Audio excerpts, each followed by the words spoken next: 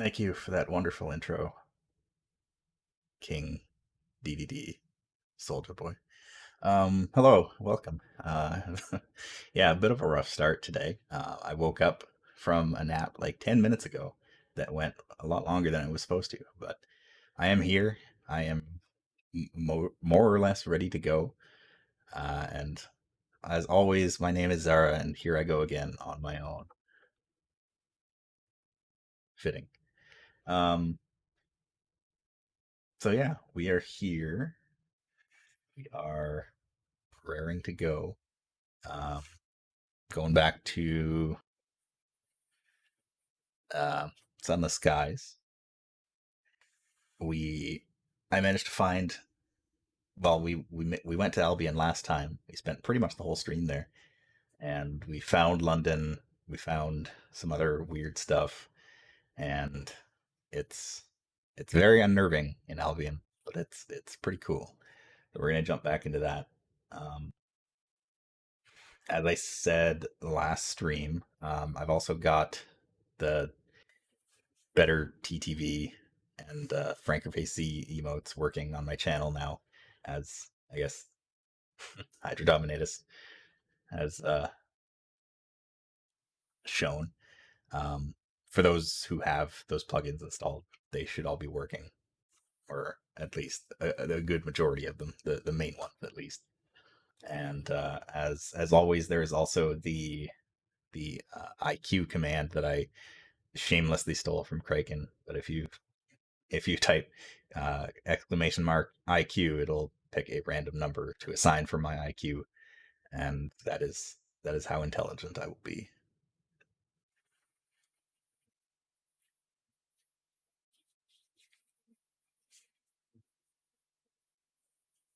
I've thought about other commands to put in, but I haven't really come up with any other ideas that I like or that I've felt like implementing. So that's what's there for now.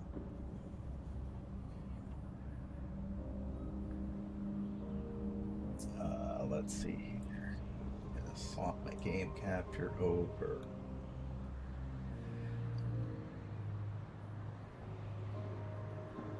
Sunless Skies.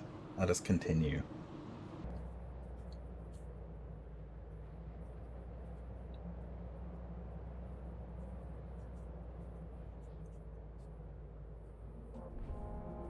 So all in all, things are pretty good in London, or in Albion, I should say.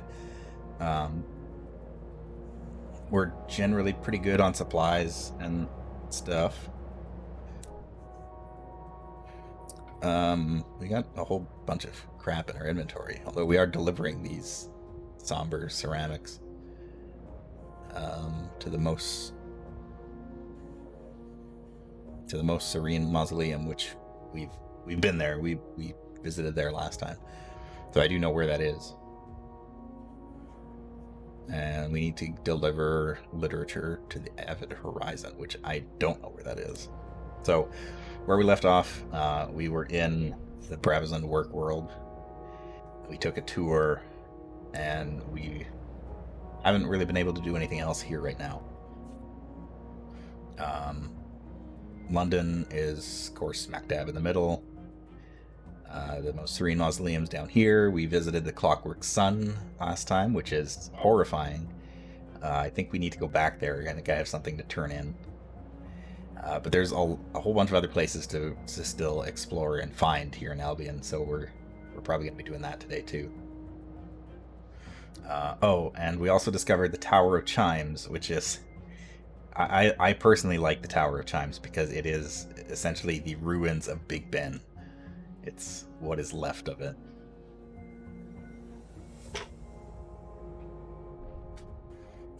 Anyway.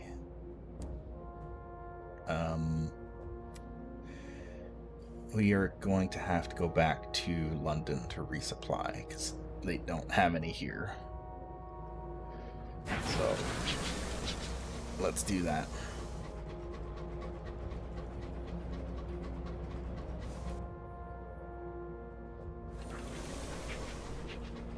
So Albion is Albion is where London is, but it is also kind of London as a whole. Like, the area around Brabazon is very industrialized because it's where a lot of the hard labor gets done. There's also, of course, London is in the center. There's other branches of the city kind of around this whole region.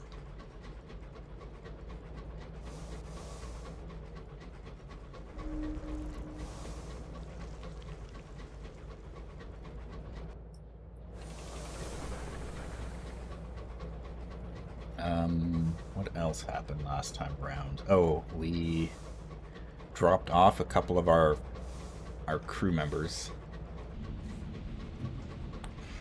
We did not find Perderance yet, but our princess decided to open a salon in London, so we left her there. We picked up my aunt as 69 experience. Nice. We picked up my aunt from London when we arrived, but then we dropped her off at the Most Serene Mausoleum because that's where she wanted to stay. So that was a short-lived expedition for her. But we also picked up the Chiropterous Hoarder, who is a bat person. So he has taken over as our quartermaster for the time being.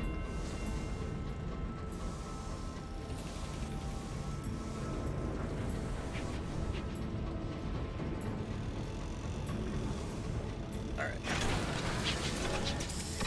Back in London. Let us resupply, first of all.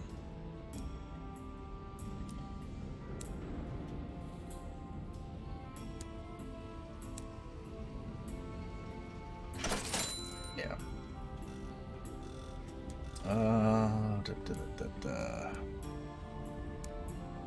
Okay.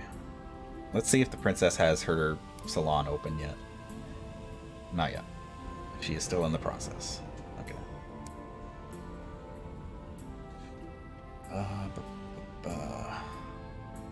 Oh. The Silken Salon. Oh no, this is a different thing. That is a different salon with a different princess, apparently. Because that was there the last time we showed up.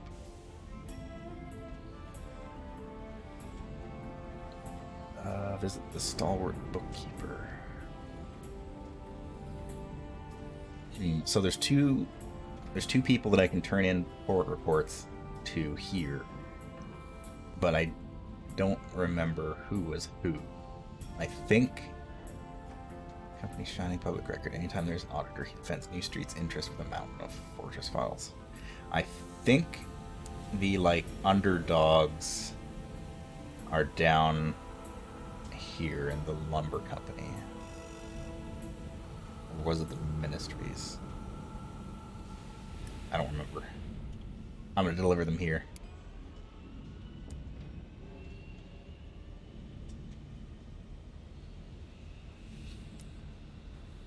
Kind of need the money anyway, so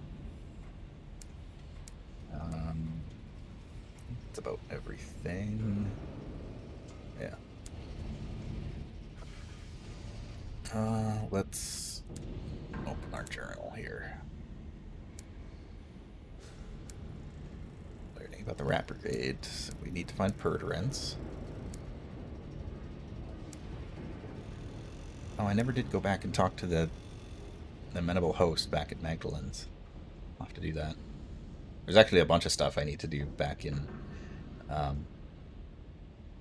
Reach at this point. Learning about an inconvenient aunt. She's not aboard my locomotive anymore.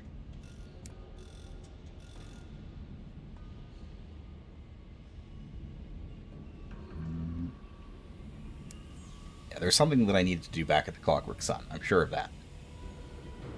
So maybe let's swing down into this area and then back up to the Clockwork. Clockwork Sun. There we go. The Clockwork Sun.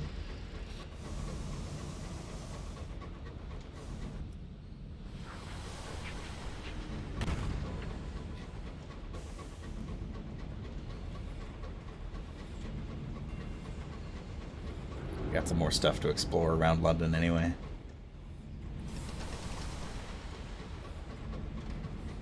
Get all that sweet XP.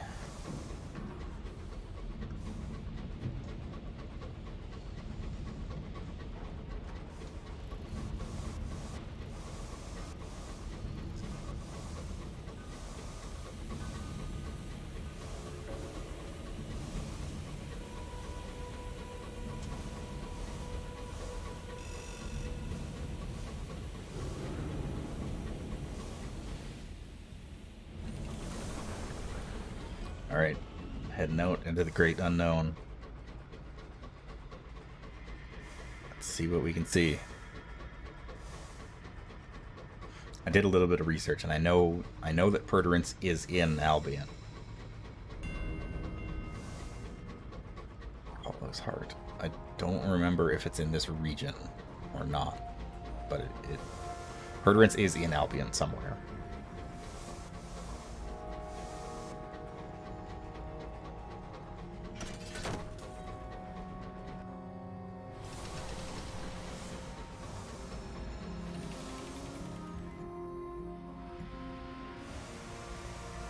Go down.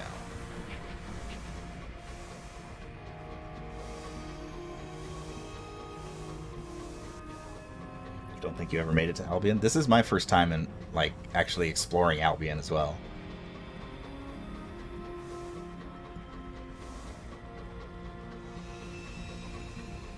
We've got an upgraded locomotive, so we're not really in any particular danger. It's mostly just fuel and supplies that I keep burning through.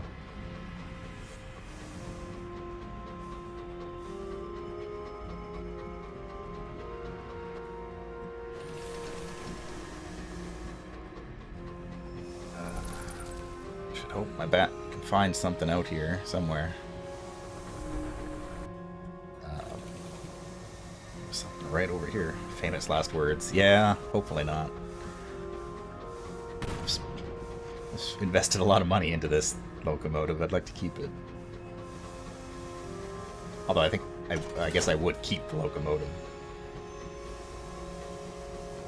It's a wreckage. Well, that's something.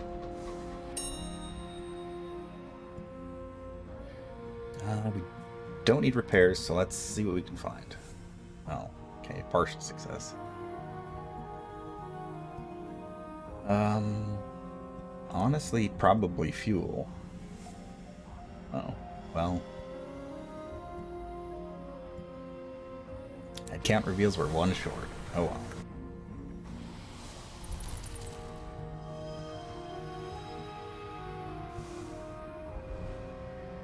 Nothing to report. Well. Okay, so I've got some dried, or I've got some crockery to deliver to the last mausoleum. Or the most serene mausoleum, excuse me. So I can go visit there. Maybe visit my aunt there.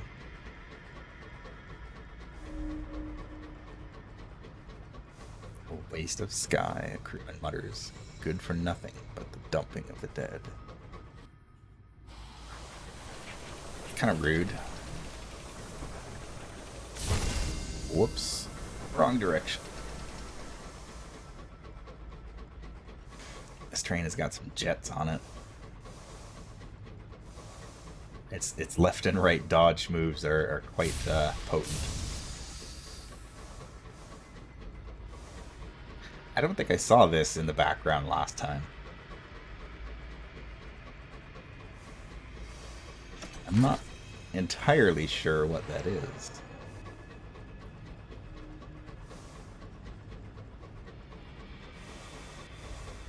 But anyway, we're back in the Mausoleum. Discontent. Engineer cries out, her voice hoarse as a professional morgue. Okay, we've been through this before.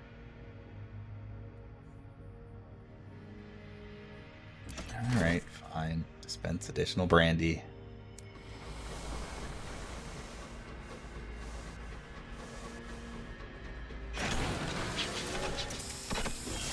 Our terror is unfortunately high.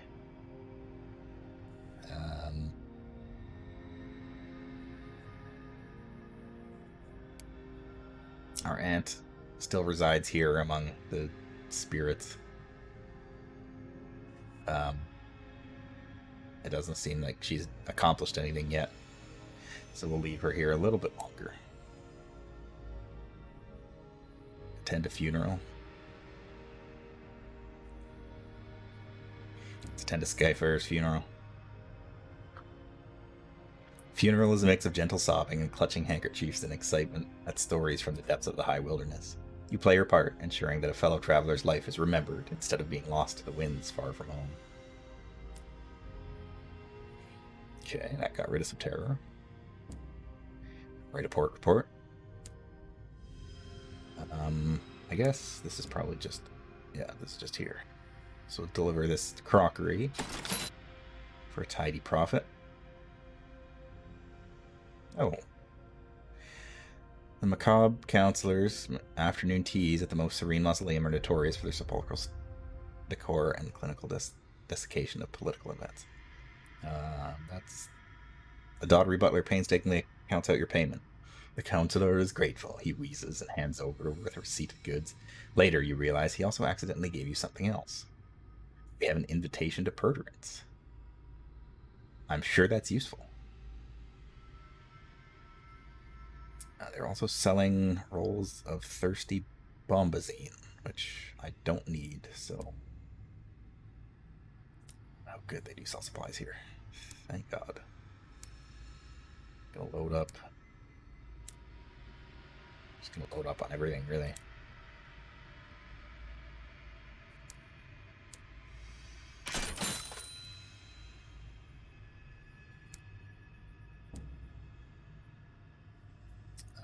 Is there anything else here?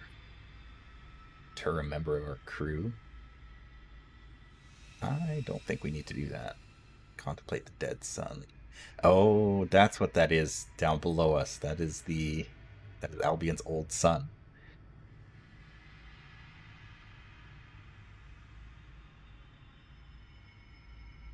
Alright. Let's get out of here. This place gives me the creeps.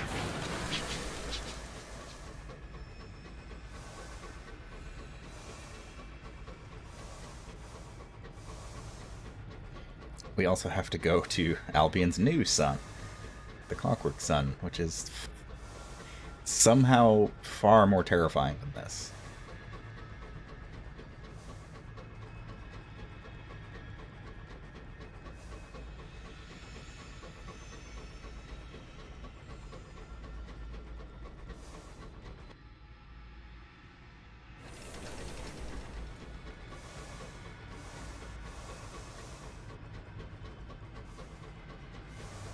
I guess that makes sense why there's a terror on the map down there. Staring at the remnants of a sun would probably do that to you in a place like this.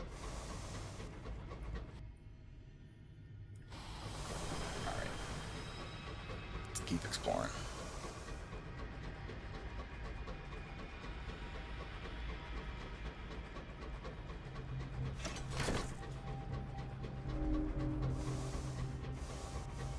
I also just realized that more than half of our officers on board are non-human. Force open the doors to the hold. What have they found? Faintly luminescent cage. 2 uncanny specimens. Oh. Alright. Those don't count as objects in my hold, which is always nice.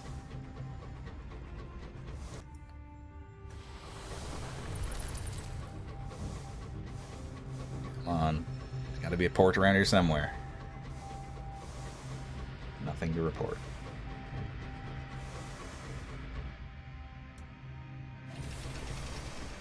We'll slowly make our way up to the Clockwork Sun. We gotta go there anyway.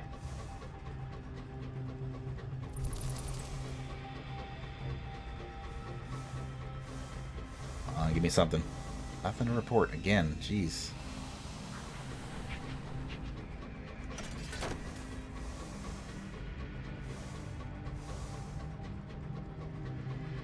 I know that there's like 6 or 7. I think there's like 6 different ports in Albion that you could find. 69 experience. Nice.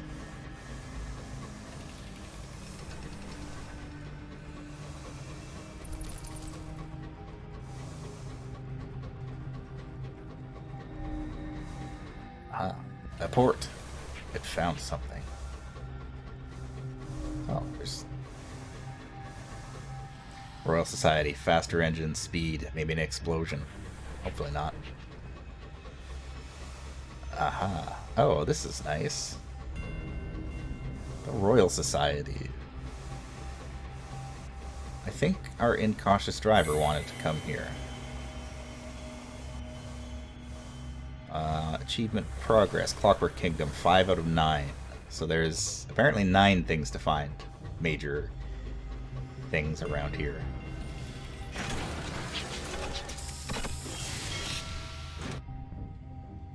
The area. Pretty mansions of stone and glass rise above the verdant gardens, while below machines whir and groan. A persistent sound of hammering pounds through the air. Interesting. Mr. Menagerie is passing through the Royal Society. Can I buy anything? Oh, I can get a Ratronaut.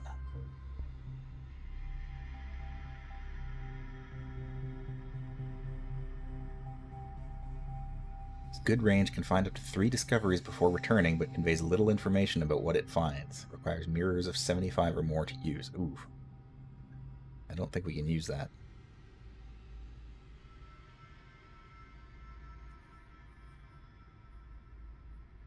Star Smitten Bat has good range, returns after finding 1 discovery, and conveys little information about what it finds. I think we don't have a Star Smitten Bat, but we have a bat.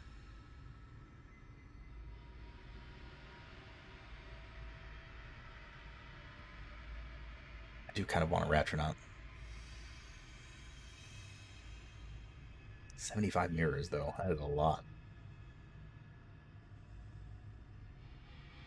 I guess it doesn't really cost us anything. Sure, let's get a Ratronaut.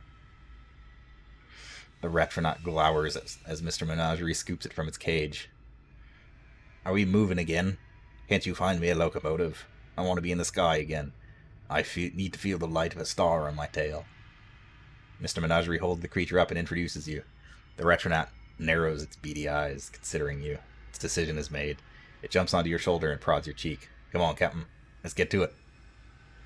Mr. Menagerie shakes its head and begins to gather up its things, preparing for the next leg of its journey. Where's he heading next? We go to the throne of the Hour King. Oh, okay. So he went to the ministry, I believe.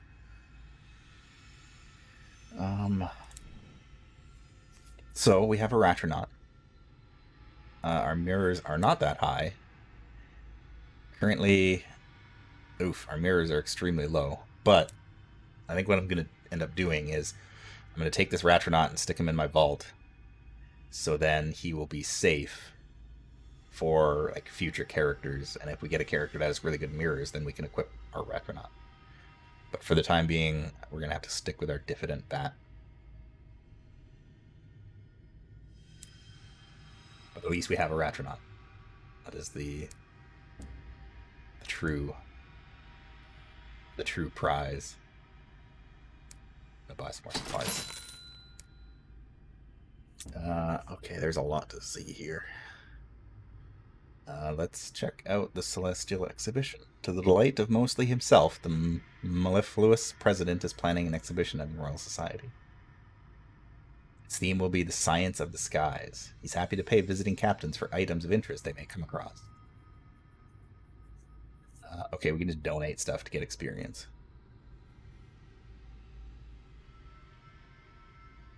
You could donate a condemned experiment to get $300 and 250 experience. That's not bad. I have 7 of these otherworldly artifacts, so I think I'm going to donate some of these.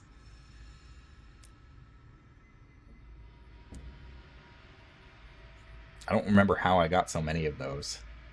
Remarkable things. Highly valued in the Blue Kingdom, I understand. Ooh. Maybe I'll hang on to the rest of mine then. If we go to the Blue Kingdom, I'll be able to sell those for a bigger price. I have 2 condemned experiments, so I might as well get rid of one of those. That's some free money.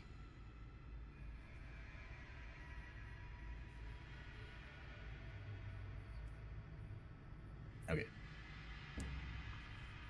Oh, hold on. The Royal Society. The words Nullius in Verba are written across the stonework above the great bronzewood doors. Her renewed majesty has granted these grounds to the finest minds in Albion to work here. Their purview is to invent, to hypothesize, to discover, and, most crucially, to watch the stars. Hello. The Mellifluous President greets you. He directs your attention to the new marble on the floors, to the cheerful portraits of distinguished Royal Society members lining the hallway, and finally to the very large portrait of himself in his plush library. We do like captains here at the Royal S. We need our space, and frankly our comforts to think. But it is you, brave souls, who do the real legwork. Extremely educational. If not, our gardens are extremely fine, as is our conversation, and the port.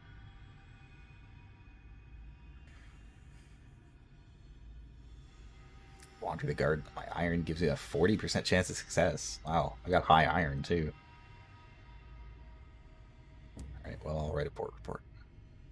Royal Society hums with activity. Preparations for a new wing of the Airy House are in motion. The Mellifluous President is convening another committee to continue the renovations of the gardens. The astronomers are excited about a star of burnished amber seen far to the east. The Rochester Club, regrettably, continues at high speeds. Let's visit the President, see if he has work. Hello, Captain. Do come in, come in. The Mellifluous President steeples his fingers. On his desk, metal suns suspended from silver frames clack in the breeze. Now, are you here about work? Or do you consider the term vulgar as well? I send reports back to London periodically, but we can't be everywhere. So much to do, so little time. Places of particular solar activity will do nicely.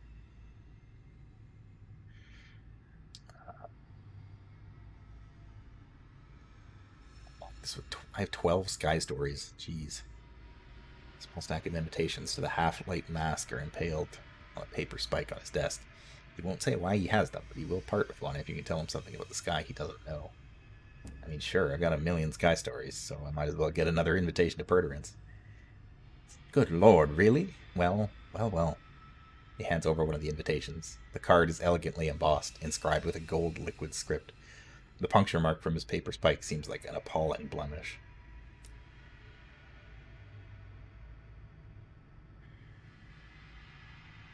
Oh, interesting. I can deliver specific port reports to him. From the circus, the Clockwork Sun, and the House of Rods and Chains, which we haven't found yet. That is also in Albion. Cheerio. Come to port reception. Okay. Okay, so Rochester Club is a cozy country house bolted into the side of the society's glass houses and overgrown lawns. This is the meeting place of the infamous Rochester Racing Club. The incautious driver wanted to come here. Brandy glasses gleam on the shelves. Polished brass fixtures abound. A fire roars in the hearth. Members sit in comfortable armchairs comparing war stories. Parts salvaged from broken trains adorn the walls. Our incautious driver was very eager to get to the races here, so I think we will drop them off. They will leave the engine. So long as they are not out racing, you can pick them up again. The driver waves as they disembark. Thanks again, comrade. You won't regret it. Probably. They disappear into the smoky confines of the Rochester Club. If you listen carefully, you can hear the boasting already. They're gone. Driver wants to test their skill at the Rochester races. They promise there's money in it, but they also promise to enjoy themselves a very great deal. Sure, let's put a bet 100 sovereigns on our crazy driver. Lord Rochester takes your sovereigns with a wink. I've heard a lot of talk about your driver's capabilities. Let's see if there's any truth in it. Your driver steps onto their borrowed locomotive, emblazoned with the colors of one of the retired racers of the club. They give you a last wave before the door shuts and steam pours from the engine. The flag falls. They are away.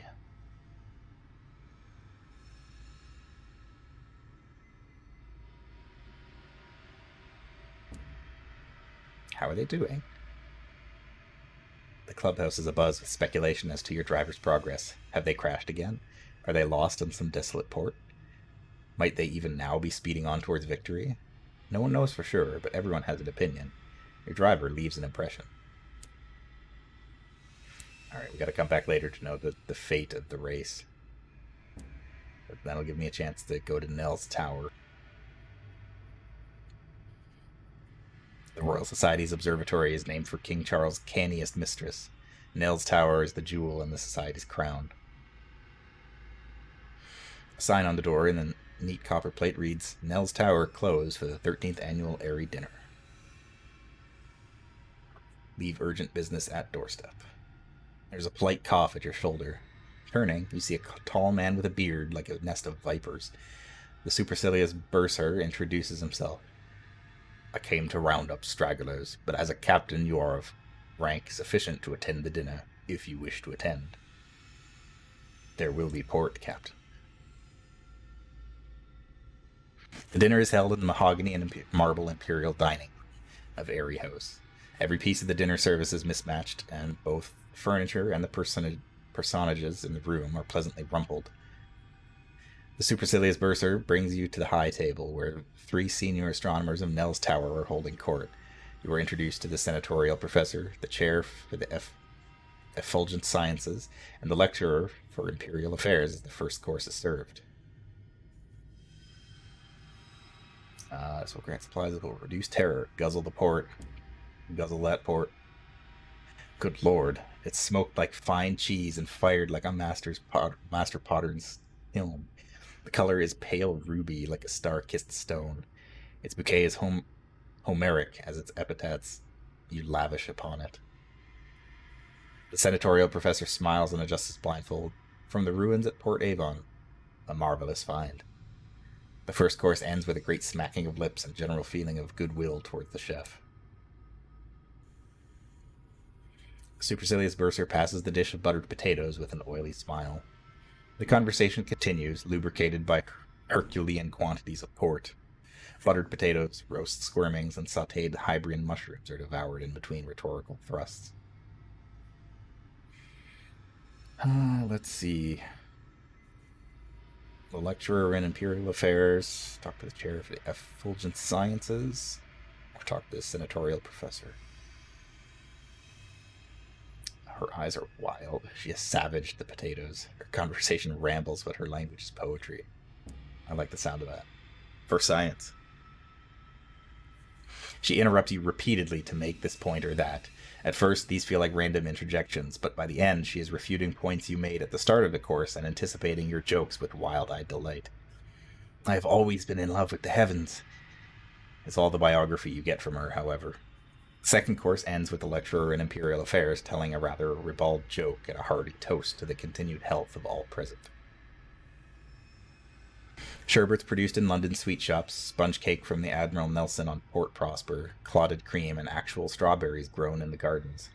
More port. The conversation grows looser, the stories more risque. The supercilious bursar leans in conspiratorially. I arrange these dinners to promote unity, you understand. And of course for the good memory of the previous president, who notably argued for the introduction of the society to the wilderness and convinced Her Majesty of our utility. He toasts the large portrait of Airy that dominates the room.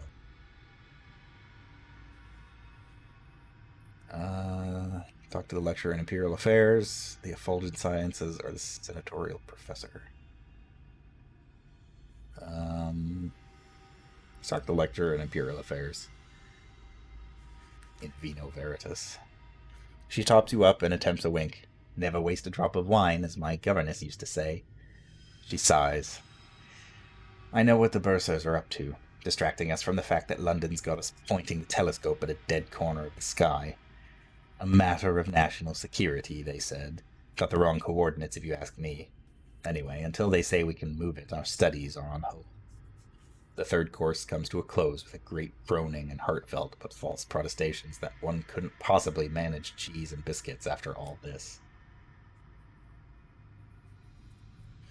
The supercilious bursar leans in as the plates are cleared away. Before we adjourn, there is a question of patronage to consider. All eyes are on you. A hush falls over the table. The three faces of the astronomers are turned to you.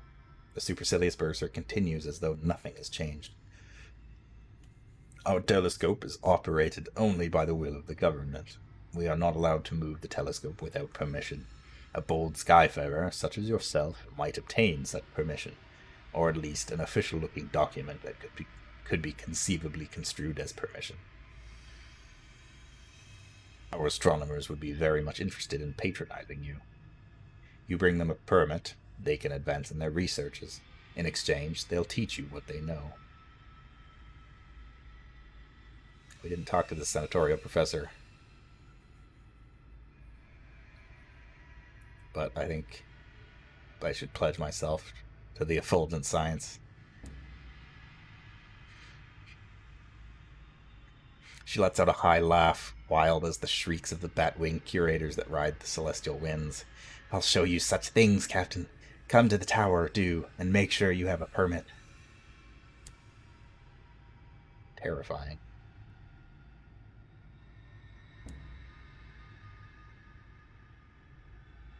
Alright. Let's check out Portsmouth House. The workshops under the area are known collectively as Portsmouth House. The glass and brick factories are staffed by harassed inventors and engineers working constantly to produce the next advancement in adventuring equipment. Portsmouth Arsenal. Smoke and soot, glass and steel. Who is this person? The ring of hammers on metal, the swearing of engineers, the acrid scent of sweat. Here in the bowels of Portsmouth House, the scientists of the Royal Society work to produce experimental designs for daring captains. A team of engineers led by the energetic mechanic are excited to get to work on whatever you'll pay them for. Here you can convert goods to experimental modifications which can be exchanged for unique equipment. Ooh, that's interesting. Ooh, there's a lot of stuff here. Wow. Okay. Let's see here. We do have a whole bunch of stuff here.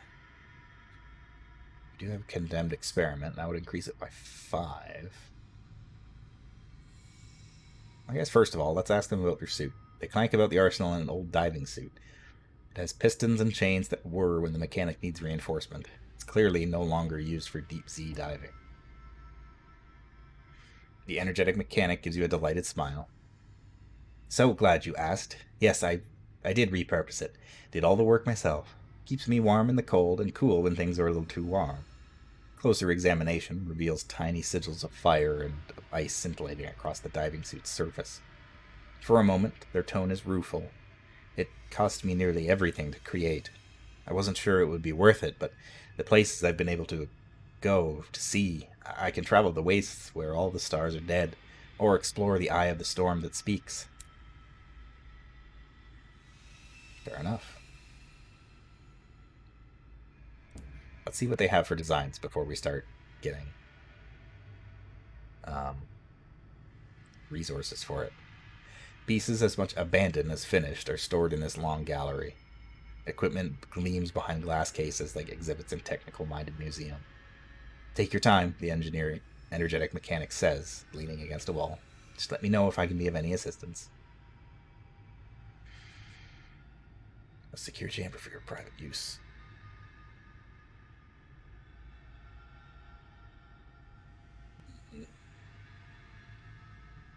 Mechanical Turk. Occupies your auxiliary slot. Requires available by at least 25. Increase your hold and hidden compartments by 1. Hidden compartments. Interesting. Superior mining and smelting array.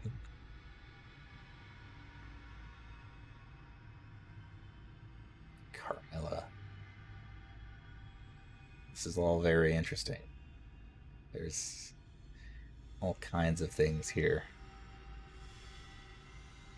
Occupies your auxiliary slot. I think we only have one auxiliary slot.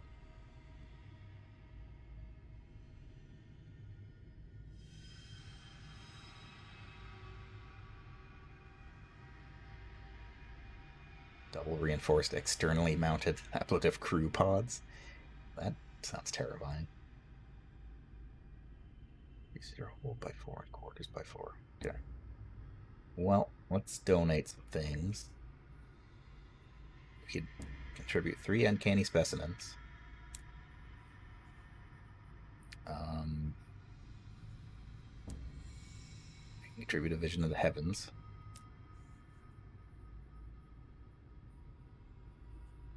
I've got a lot of these otherworldly artifacts. I'll send one of those too. And I might as well contribute my condemned experiment too. See what they have for designs here.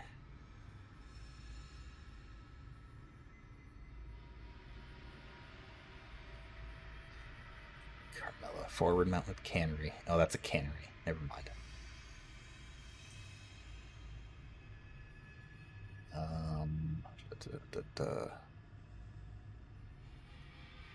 Superior mining and smelting array. I think I'm going to get that because we already have a mining array, and having a better one that also increases our hull or our hold space seems to be the good decision here.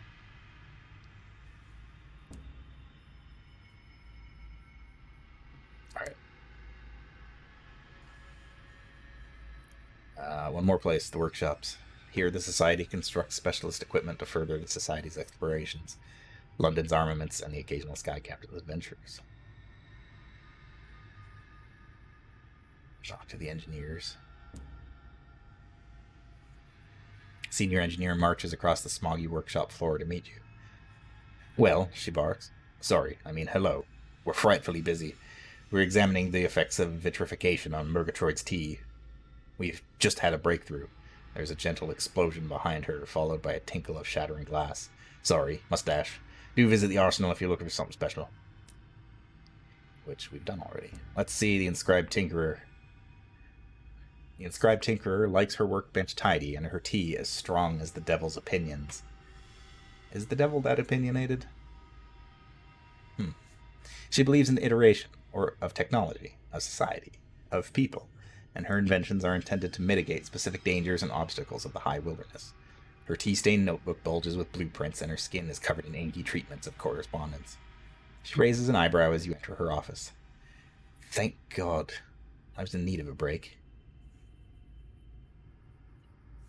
If it's work you're after, Captain, I can be of assistance in that department. The Inscribed Tinkerer produces a slim notebook. The correspondence, Captain. The incandescent language. The Pentecostal tongues of the stars. She invites you to examine the broken sigils that score her skin, mirrored in her notebook. I've heard of a unique sigil I've not come across before. It's been cited by students in Trader's Wood, by an old friend in the Mausoleum, and by my least favorite person in Pan. As a captain, you could get to those places and confirm the sighting and give you access to a few of my unique designs, should you wish to help. That is a long-form quest right there. Mausoleum is here in Albion, Trader's Wood is back in the Reach, and Pan, I have no idea where Pan is. That might be the Blue Kingdom. But, I guess, it's in our notebook now, so no going back. Okay, I think that is about it. We have too many things in our hold. I should have dumped some of this stuff. I guess we don't need the tea. Not that it really matters, because I'm going to be swapping that out. And now we have more hull space, or hold space, so, well. Good Ratronaut.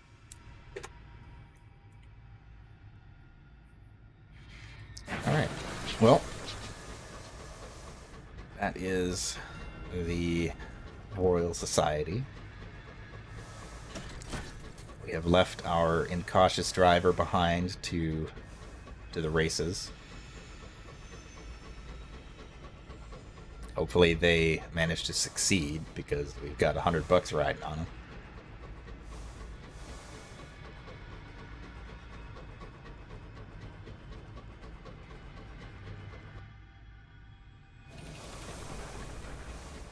Let's sneak my way up to the Clockwork Sun. Turn in the quest that I've got with them. Assuming that I don't get lost out here somewhere. I keep getting 69 experience for every new place that I discover.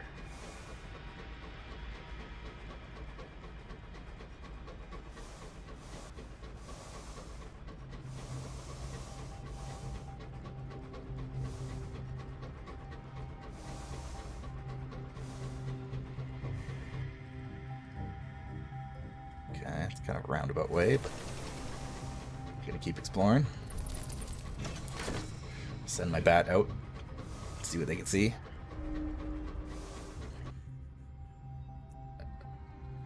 Whatever that is out there, it's probably not worth finding. It's probably just like a wreckage or supplies or something. Ain't worth it.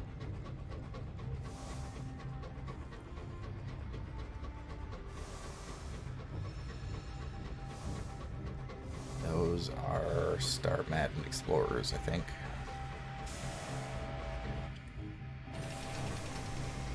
We'll just leave them to it.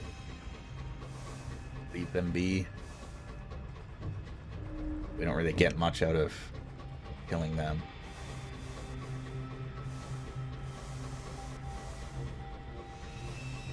Alright, here we go. Back to the Clockwork Sun. This place gives me the heebie-jeebies.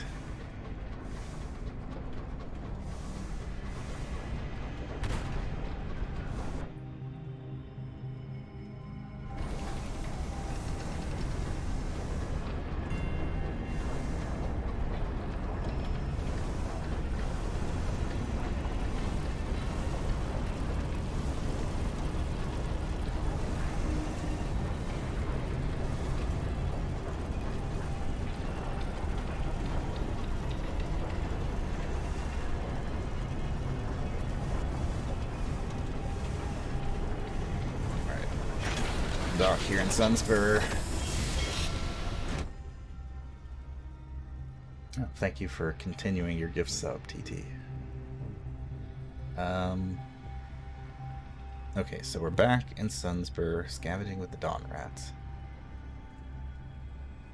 What did I need to come here for? No, this is not what I want. Okay, well, we'll write a port report, that's for sure.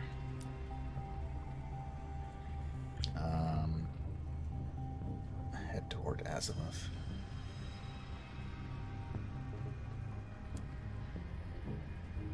There's somebody here that I needed to talk to.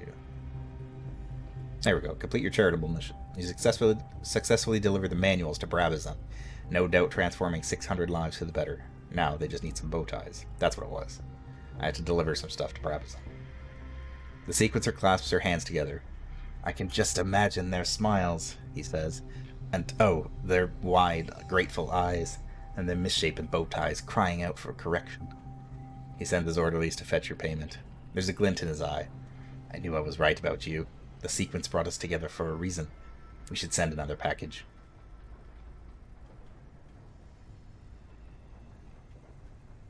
Another crate is dropped at the sequencer's feet by his shuffling orderlies. Here we have a collection of antique but very much functional pistols, he says brightly. I was thinking we could send them to the London Refuge for the lamentably parentless. I'm sure the little mites will enjoy the thrill of the hunt.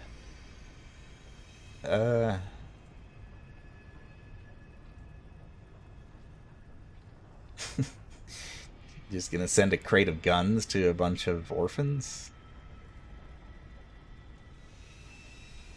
Maybe an alternative gift, like food or medicine? A sudden look of horror. Ah, says the sequencer. You mean they don't already have those things? Oh dear, it's worse than I thought. He snaps his fingers and calls for his orderlies to return. A few hours later, your crew are carrying a package of tinned food and medicine back on to your train, bound for delivery to the orphanage in London. Cool.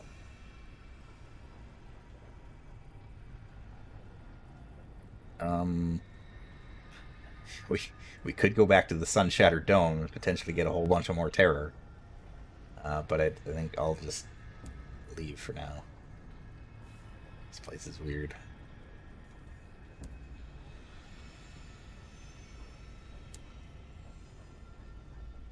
The glass house.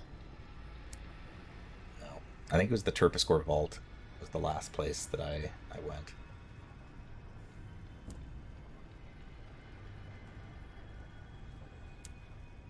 Oh no, this is just where the people are. Yeah, I need ministry stamp permits to bring back to... There's also somebody else here. There's another character here that we're trying to find.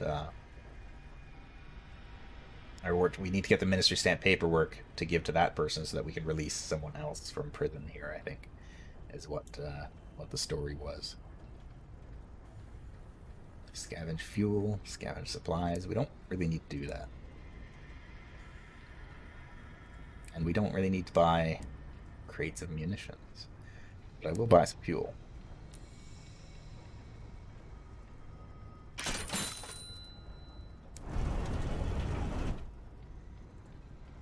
Okay.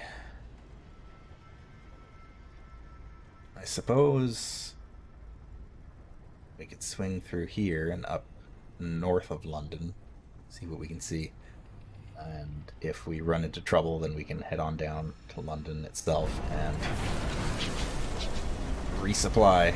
Because a lot of places in Albion don't seem to sell supplies themselves, which is a problem.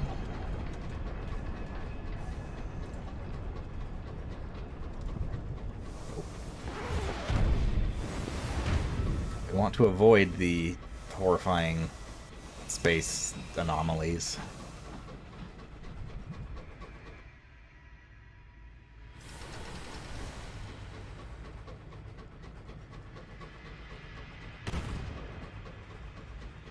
Accidentally firing that.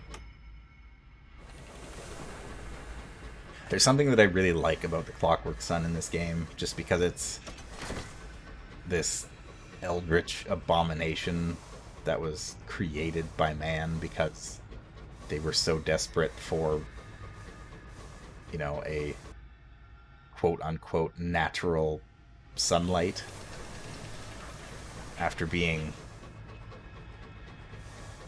locked underground for so long. They wanted something. They wanted a sun, so they built one, and it ended up being something absolutely horrifying. Much more so than they could have ever imagined. I like that a lot.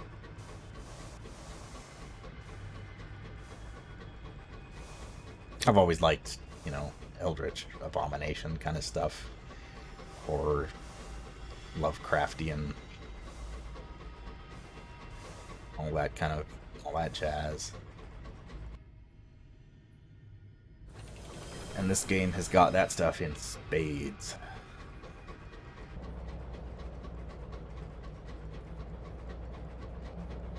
Although, wasn't the Dawn Machine their first attempt? I think the Dawn Machine was their first attempt.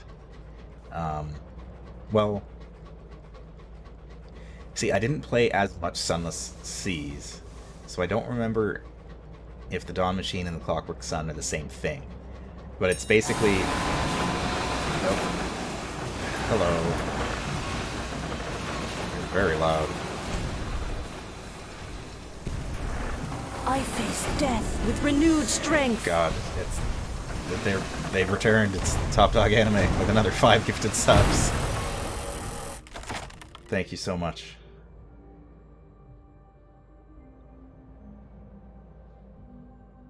Thank you again. You are unbelievably generous. Let's loot the hold. Let's loot the hold and get 5 gifted subs for Top Dog Anime.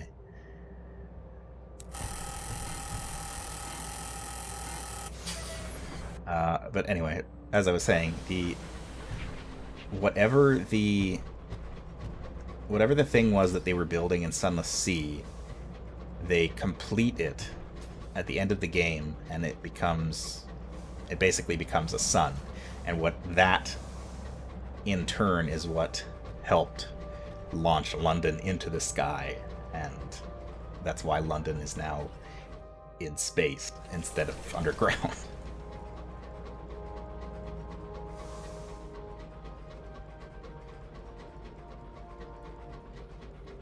It's weird because I think Sunless Sea has a much darker and more Lovecraftian feel to it, but like Sunless Skies,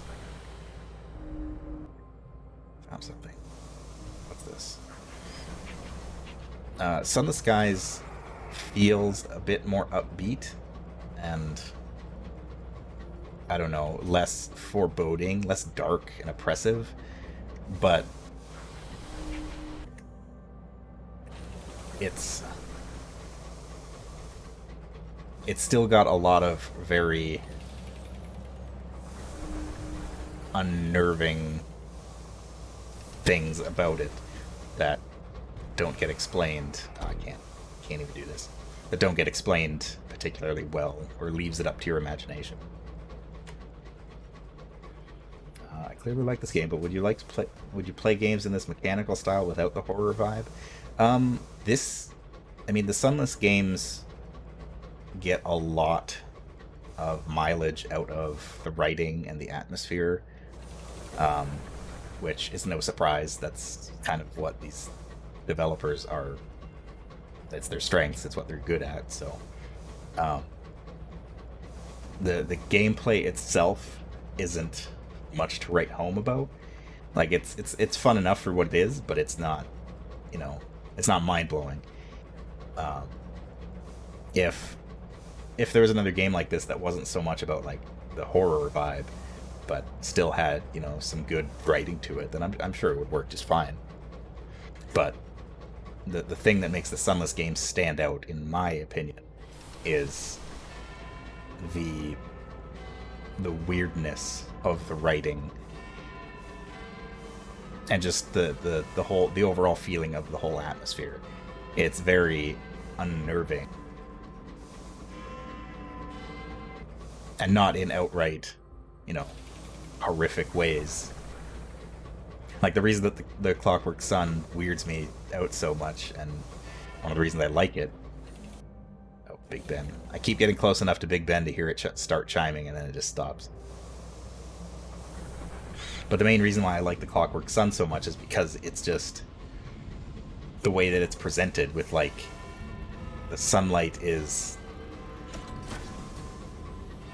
it's like oozing between the cracks in the walls, and it's just behaving in ways that don't make any sense, but is very, very strange. Let's break open a coffin out of frustration and get $60 out of it.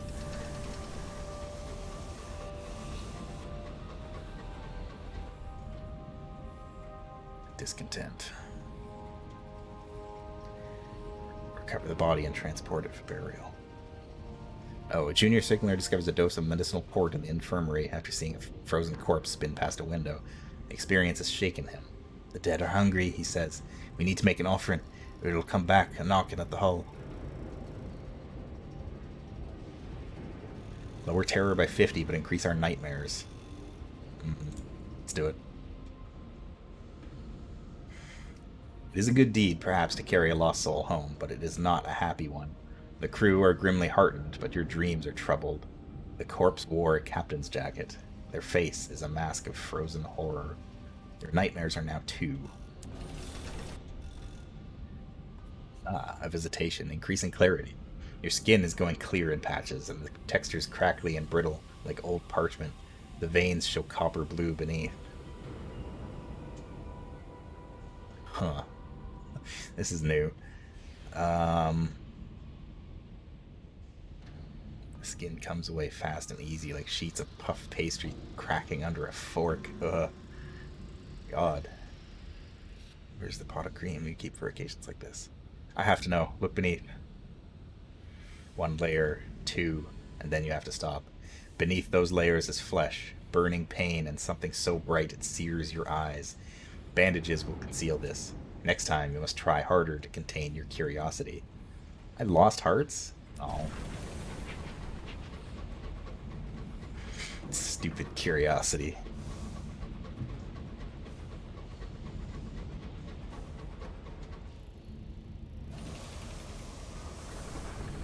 If my skin starts going clear and it peels away like that, you're darn sure I'm going to be peeling it back to see what's under there. I gotta know it. We're out of food. We are not out of food. Look at that. And 95% remaining. And 95% food. We're fine. Oh.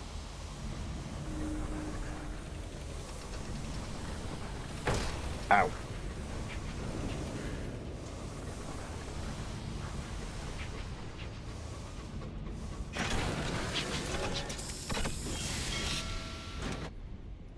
Crew. We're fine. We're back in London. We can put some of this stuff away, like our Ratronaut. See you later, buddy. There we go. Clean out our hold a little bit. I can also sell this drill. Another 200 bucks. Wow, all of a sudden we got a lot of money. I'm gonna go turn in my port reports here too.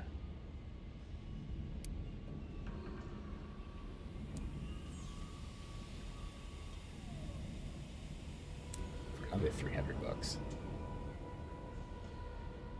Trade gratitude to win the paper's trust. For unlicensed chart. Yeah, the last time that we talked to this guy, he alluded to further work. And I guess we've got enough of his trust that we can inquire further. He considers you for a minute, tapping his pen on the desk. Then he nods.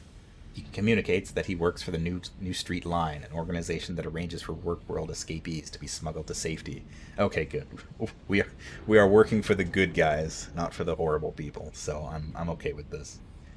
Well, there's probably some dark secret to all of this, but whatever. If necessary, the line finds them new lives and new names. The authorities do not approve. If you want to help, you will need to meet his patron. He gives you a yellowing train ticket and shows you an address. It belongs to a fierce philanthropist, co-owner of the Steam and Sapphire company. This guy's also mute, I believe.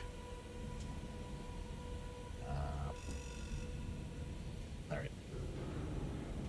He returns to his ledgers.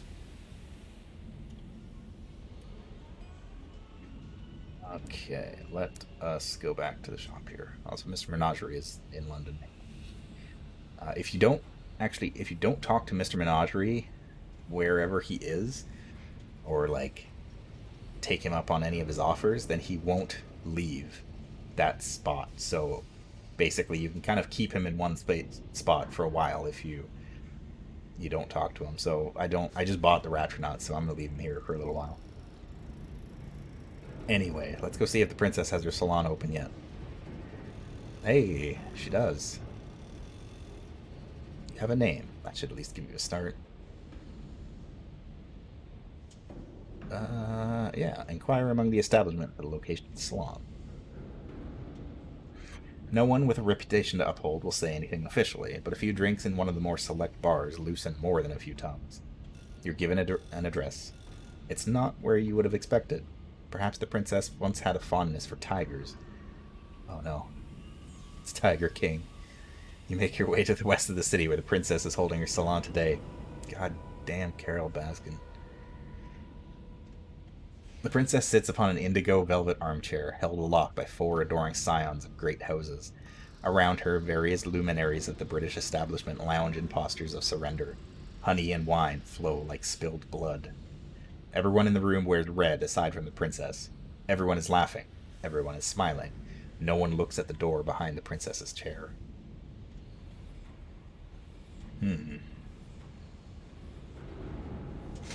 For someone who was like part of my crew not that long ago, she seems like terrifyingly authoritative right now. Especially because the queen is still alive.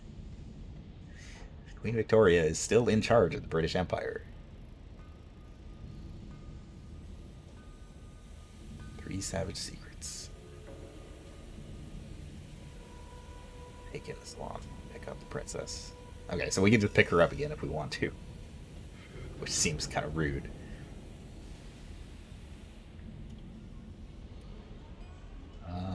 Gain. Oh, okay. Condemned experiment, cryptic benefactor. Interesting. Well, let's take in the salon. We'll get a moment of inspiration. The wine is rich, the honey flows. You do not remember the conversation.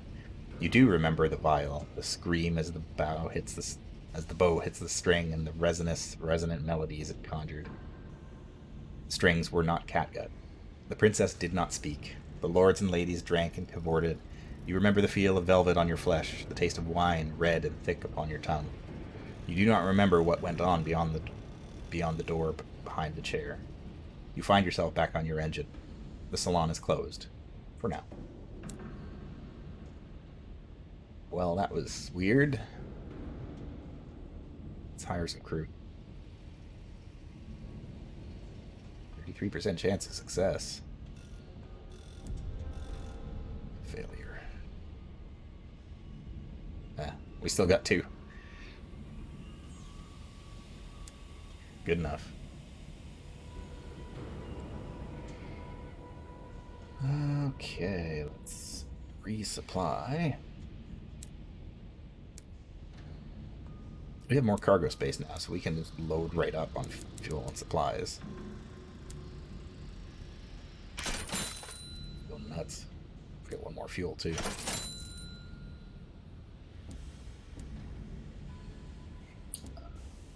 They do have fancy stuff for sale here. But I don't even think we can use any of this stuff yet. Oh, we could use that, but we don't even have a large weapon slot on our locomotive right now. And the only other locomotive they have for sale here is the Agravain class Juggernaut. Costs a lot of money. But I suppose I can leave that for now.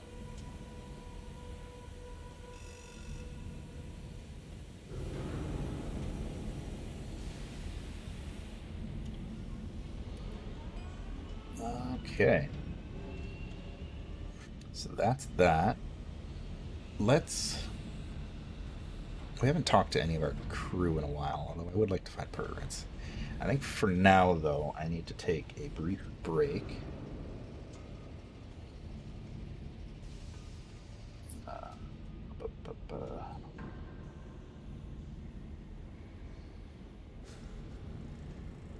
So I'm going to run a quick 2-minute ad break. I will be back after that, and we will continue playing. Be right back.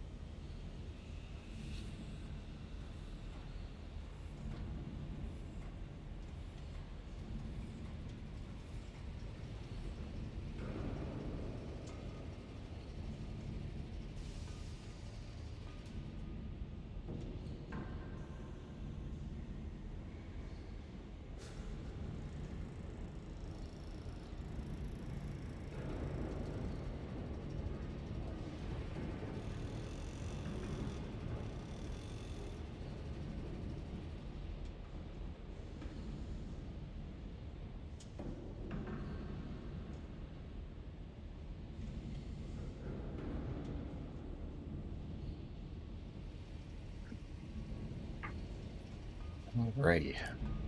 Back at it again. So... no, go away. So we do have a mission to deliver some of the stuff to the Avid Horizon, which I don't know. Oh. Lies to the south-southwest of London. So it would be down in here somewhere.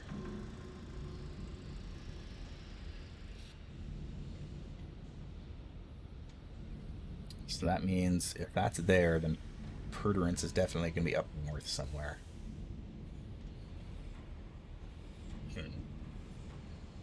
Well, I suppose we should start with something that we actually know where it is. So I guess we'll head down to the Avid Horizon, south-southwest. We don't have a lot of Ministry-approved literature, but we've got a little bit.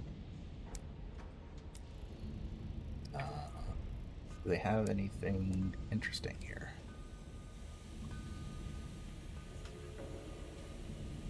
The Most Serene Mausoleum wants more crockery. Sure. Yeah, fireworks for Parliament. Zealous Undersecretary is already planning next year's Guy Fawkes Night, a vital celebration of parliamentary democracy and high explosives. Floating Parliament lies to the west of London. Alright. Sure. Why not?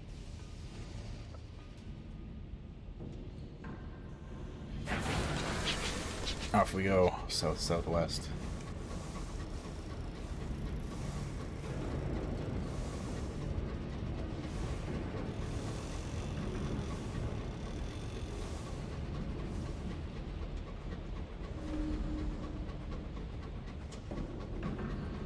London never sleeps.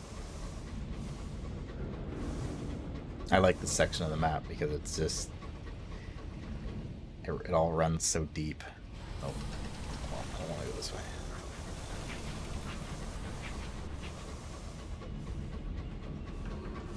I like that you can see all the other locomotives kind of puttering around down below. Reminds me of Coruscant from Star Wars.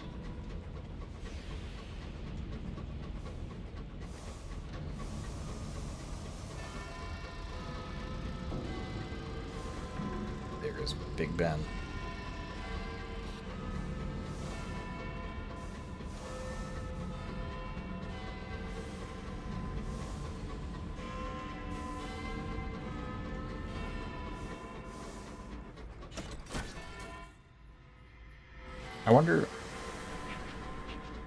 I wonder why Big Ben still chimes, because time is something that works very loosely in this game. So I wonder what determines when Big Ben still chimes.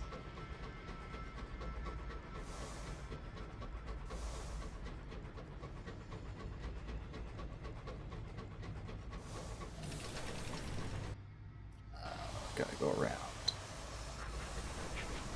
Looks like we've entered into an older section of London. There's the chiming again. Nightmares are starting to get up there. Oh, what was that?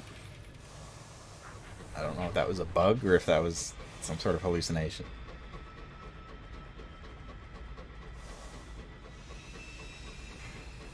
Yeah, our nightmares are starting to get up there. We might have to end up... I mean, we do have to go back to Magdalen's anyway to talk to the director there. But being able to treat our nightmares would also be a good idea. Boy, I really wish I had something that gives me a saying. That is super annoying. Although, I do have more hull space now, so potentially I could buy the item that allows it and just carry it with me. Swap it out for the drill that I have. Although, the drill is what gives me that extra hold space. So if I take it off and I have more than 12 things in my hold...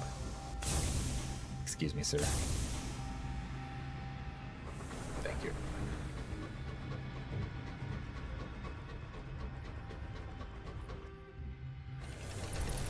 Alright, Bat, where's this port?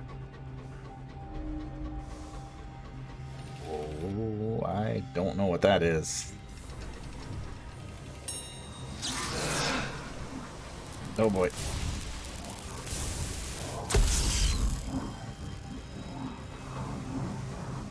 I do not know what this thing is, but I want to kill it.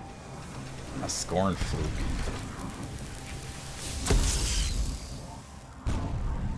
It's a space urchin.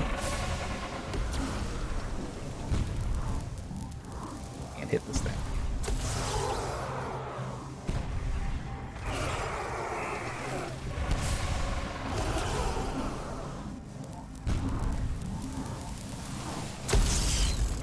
Ugh. It's like sucking me into it. Ow.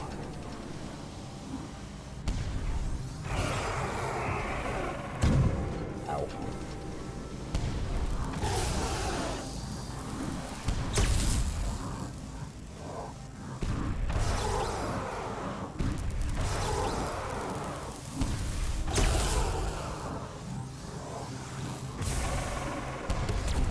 It's taking its fair share of hits here. Come on. I can see you bleeding.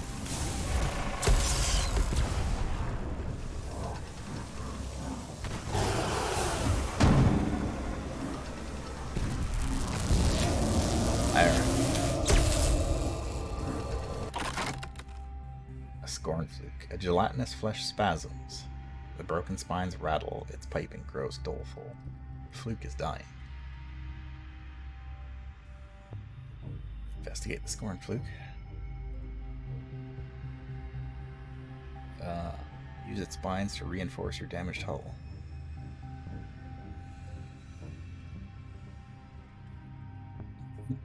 There's a good chance that my crew members are going to die doing this. Gain terror. I do kind of need their hull repair. Well, 5 terror, that's nothing. Onwards. Well, I guess it's good to know to avoid those things. Because they are mean and they hit hard. In any event, we got a new port to explore.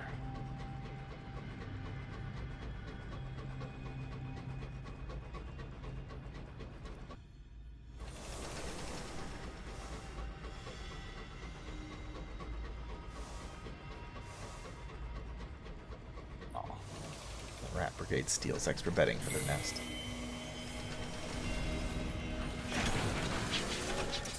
The Home Hero. The Avid Horizon consists of 3 parts. The home office, clinging to a pillar of ice. The gate through which Londoners entered the sky. Flanked by its towering statues, and the quiet sea whose waters are home to those left behind. The very edge of the high wilderness, the border between now and then, here and there, the skies and earth. The few lonely buildings at the port face of the great gate of the Avid Horizon, bordered by 2 vast winged statues. The gate towers over the shrouded sea that divides the port and the gate. The other side of the gate opens far beneath the earth on the bleak shore of a subterranean sea. London rested there for a while Her Majesty was indisposed with grief. A handful of years ago, though, she led an exodus of Londoners through the Avid Horizon and into the sky. You were among them. Do you remember how you came to this place? You fled London for a freer horizon. When London was underground in the dark, your beliefs were permissible, but when Her renewed Majesty turned her attentions to the stars, tyranny grew. It was only a matter of time before the newly invigorated Ministry of Public Decency caught you. But then, as they closed in, you received a Christmas card, an invitation to winter's reside in Eleutheria, where revolution has found a home. You stole onto a steamer making its way north. You survived on condensation until you reached the gate. Its statues loomed like giants. The door was open, and the space within was filled with suns and stars and light. The Home Office occupies a stately, albeit crumbling, manor house on the edge of an icy precipice high above the quiet sea.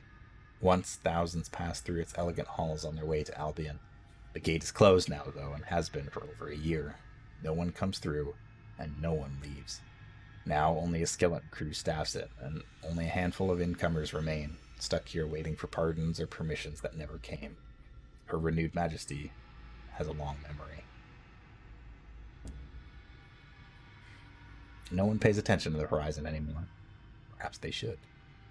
The few bureaucrats stationed at the avid horizon for one departmental sin or another reside in desperate melancholy. Those detained within the fated confines of the Bureau are almost reconciled to their fate, listlessly hoping for a reprieve from London that will likely never come. Beyond the Bureau, the sea and the sky lingers like morning mist. Exiles dwell there on tethered ships strung together, dwarfed by the eternal and uncaring statues that mark the gate to a home that cannot be returned to. Inquire about the sea. How can there be a sea in a sky? Sunlit sea. A satisfactory scientific answer has yet to be presented. Theories have sprouted like mushrooms in its place. Some say that when the gate was opened, the Untersee spilled through, filling the sky like a leaky tap fills a sink, until Her Majesty's government was able to plug it. Others believe the sea to be variously the effluvia of the murdered sun, amniotic fluids to support the generation of a new sun, the fault of the Royal Society, an industrial accident covered up by one of the work worlds, the tears of Her renewed majesty for her dead prince. The tears, excuse me. To reach the sea now, one must travel to the stair to the sea along the ice shelf from the Home Office. Present yourself to the Home Office. The acting senior probator is responsible for monitoring all those trapped at the Home Office. The detainees forbidden entry to Albion, with no way back through the gate. He sits behind a little desk in the echoing hallway of the manor. He keeps 3 things on his desk: a wind-up clock and 2 battered mugs. He surveys you coolly. You're welcome to take a look around, though we have a precious little in the way of diversions. Have you been out to the flotilla? I must ask you not to pay too much attention to the cultists, and if you have not, I'd recommend staying away. There are good reasons they were never allowed into Albion. The white mist rolls through the hallways, obscuring all from view. There are general sighs of relief.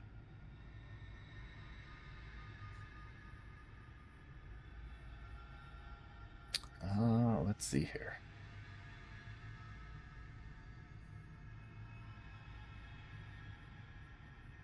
Speak to the prudent observer. Entertain a request from this acting senior probator.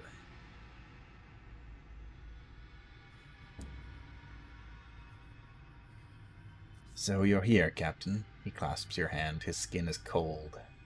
I've been issued an imperial pardon from London for one of our detainees here. He looks at the 3 nearest guests of the Home Office, who are following the conversation intently. Just the one, mind. Procedure demands that someone cannot be pardoned without an independent witness vouching for them. It would be highly inappropriate for me to do so. He gives you a beseeching look. If you would help, do speak to them. Those 3. Return to me when you've made your choice.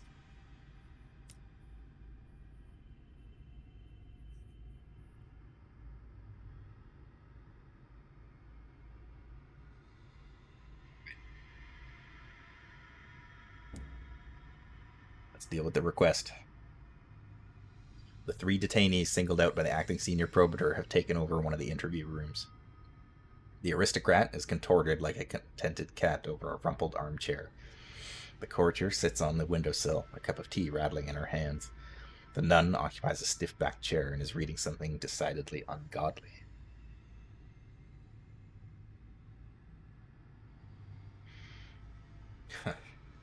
You may interview the detainees and make your judgment at your leisure.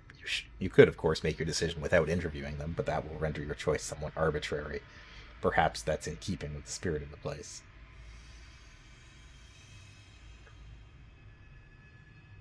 Let's interview the former courtier.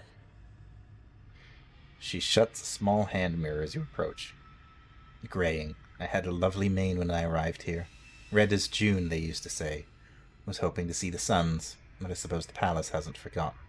An MP I am acquainted with had promised it was all water under the bridge. Interview the handsome aristocrat. He summoned a dazzling smile as you approach. Oh, at last! My captain! May I call you my captain? Does not wait for a response. It's been a dreadful mix-up. I have a twin brother in London, you see. Terrible sort. Rather ruined my reputation with Her Majesty. Interview the nun. She looks down her cigarette at you and sighs. If I could have gone home by now, I would have. Nothing's worth this much bloody waiting. Pardon my imperial. Was going to stay in a convent in the Mausoleum, but that's been burned now? Boarded? I don't know what that censorship is supposed to be, or what it's supposed to convey. Like British.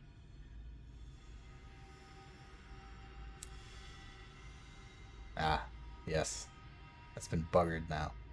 It's good. That I was not thinking British enough. The game does a lot of like censoring out of certain like British swear words that is a little bit odd, but I guess it's in fitting with the theme of the Office of Public Decency. I'm sure is keeping their eyes on things like that. I mean, I like the courtier. I don't trust the aristocrat because the whole I have a twin brother theory is a little bit suspect. So yeah, let's let the courtier give her her pardon. Her eyes widen as you announce your decision. She bounces from her seat to embrace you. For the second time in my life, Captain, I'm willing to say sod decorum. The aristocrat pales and fixes you with a gaze as murderous as any dark and midnight hag. The nun merely lights up again. The acting senior probator thanks you profusely before handing the former courtier her imperial pardon. Okay. Free $500 in experience. Sure. Sounds good.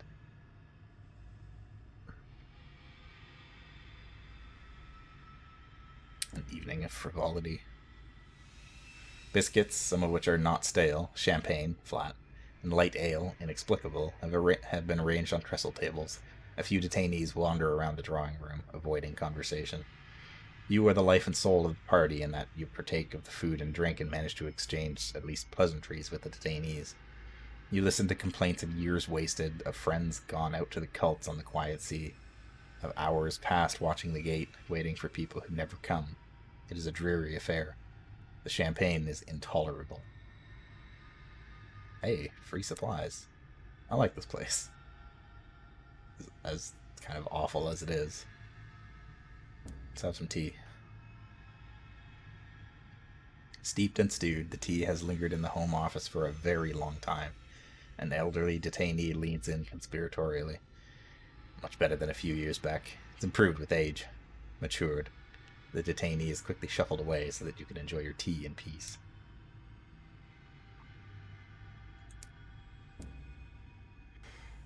Alright, so what we came for here. What we came here for. Give them their approved literature. We gotta find some more. There's only caged catches here, but I don't need any of those right now. Of course, they don't sell fuel. That's fine. That's quite alright. We can make do without fuel for a little while. So that's that. Suppose I could swing back up to Brabazon. And then maybe head north. I know they have fuel there.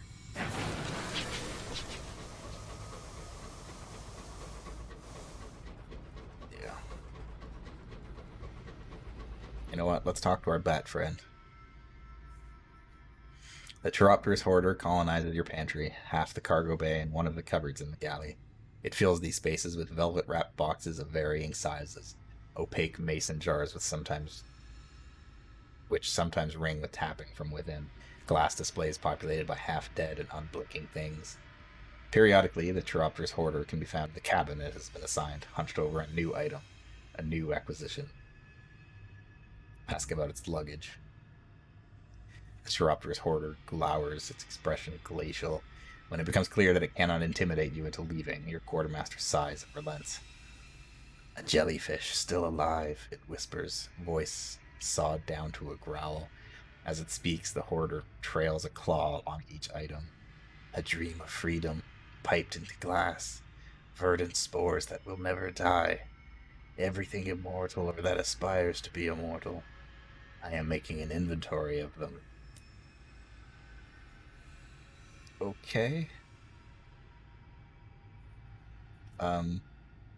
You've got a nice collection. You can't have it, it hisses at you from under its oversized cowl. You explain that compliments are not meant to be transaction. The Chiropter's order is initially distrustful of your exposition, and then transported at this epiphany. Appreciation without condition. What a winsome novelty. It's not like that where I come from. Before London, long before, they just take and take and take. Teeth slant into view, but that's acceptable. I take their things too. Whose things? And where did it come from? Here, the wilderness, lush and velveted with so many treasures, so many hungry tastes. There were others with me, yes, but none of them were as clever as me. I know how to make immortality. I know how to make collections that last. Its ears flatten. And this is why I must be careful. Be small now.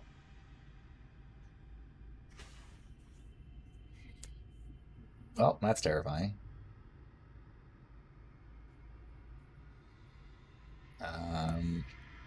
What are your interests? What do you care about? I have a dream, it confides, picking at the hem of its cleric cloak. An ear, long and velveteen, droops from its cowl. An old dream. An excellent dream. I would make my collection perfect.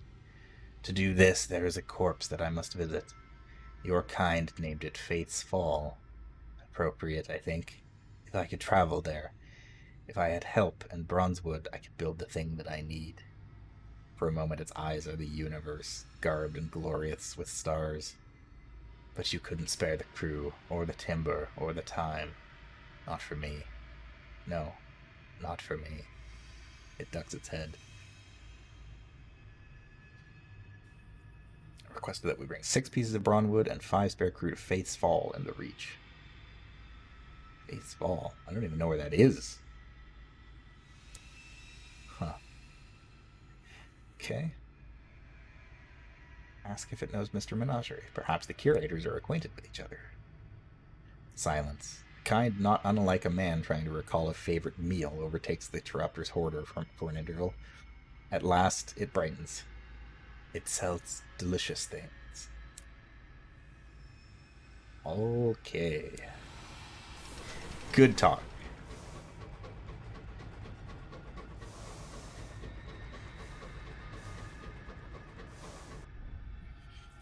We also haven't talked to the Fatalistic Signal one. I think since we picked him up. So we'll talk to him too. His mustache is stained with nicotine. His Isambard line uniform is neatly pressed. He always expects the worst, confident in the knowledge that he will still be disappointed. Trade tales of terror.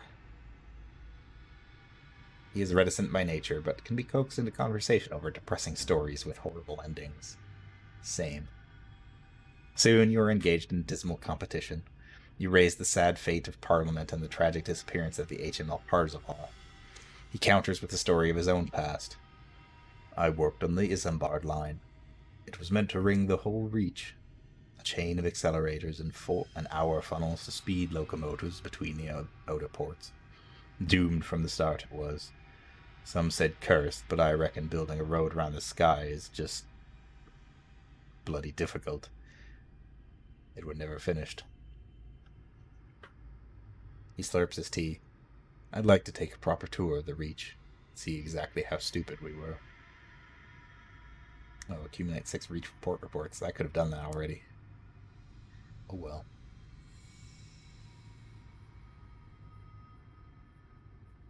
He's been loitering outside our cabin, waiting for his chance. He intimates that he might be able to put his old connections to work for you if you were to drop him off in London for a little while. He wouldn't be gone forever, of course. Far too much to do aboard your engine. But he wouldn't mind the opportunity to do some consultancy work with the big movers and shakers of London's new economy. He might be able to garner you a few favors in London. He can generate ministry gratitude while on secondment. I think he's our only signaler. Yes, he is. So I'd prefer to keep him. Oh, I forgot that we picked up the clay conductor last time, too.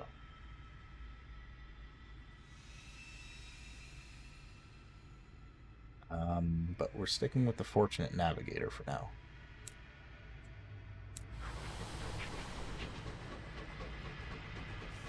My irons are quite high on their own, so I don't need an extra boost from an officer. I'd rather have something else, some other stat boost.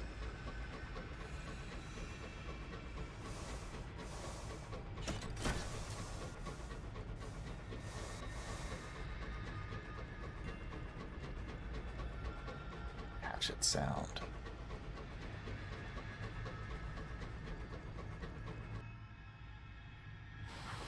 I never like it when this game just opens up into big, wide spaces, because there's nothing underneath you and nothing around you.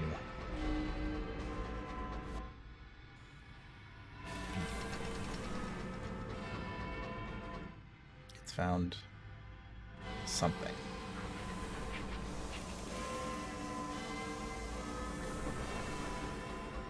Take a look. We're not really running low on fuel, but we do burn through fuel a lot faster than we do supplies.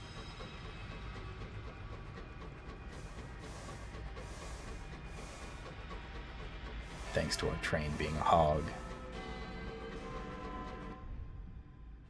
Outbreak of heart sickness. Oh no, a mysterious outbreak of nostalgia spreading through the crew. Ugh.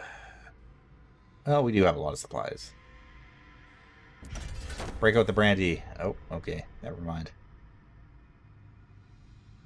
They drink the brandy. They join in a few half-hearted bursts of ta-ra-ra, boom-da, but soon the mood turns melancholy again. Before you can stop it, the crew are sharing stories of loved ones they left behind, and the lives they led in those long-gone days before London climbed into the sky. Whoops. Oh well.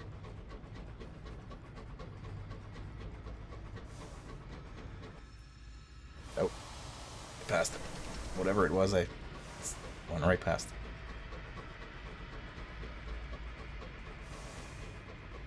Oh, this is more a saying, isn't it? God.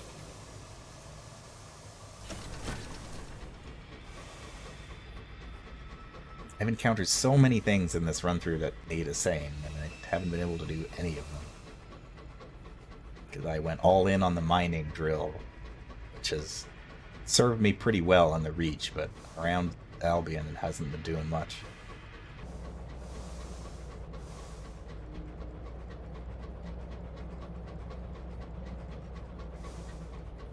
Although the upgraded drill that I've got with the extra cargo space is very good.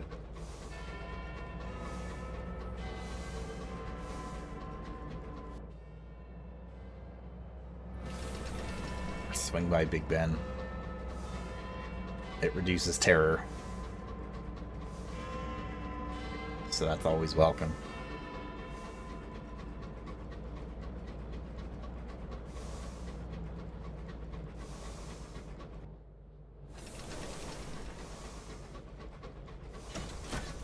They don't actually refer to it as Big Ben for whatever reason, but it's the Tower of Chimes. A giant has fallen.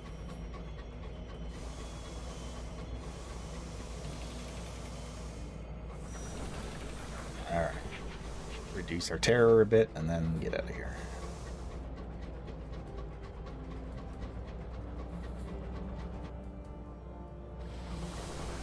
I wonder, is there a path through here?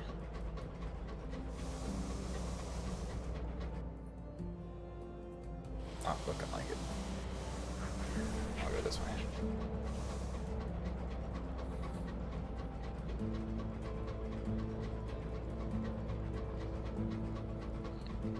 music. Not a lot of music in this game.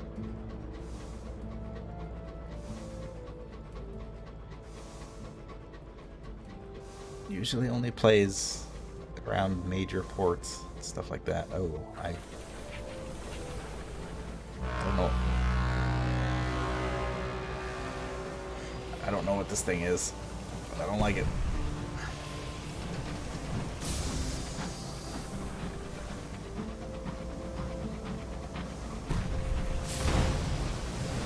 Deranged Dreadnought.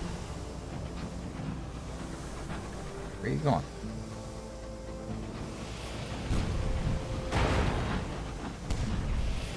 It has a gun on top that's pointing at me. I don't like that.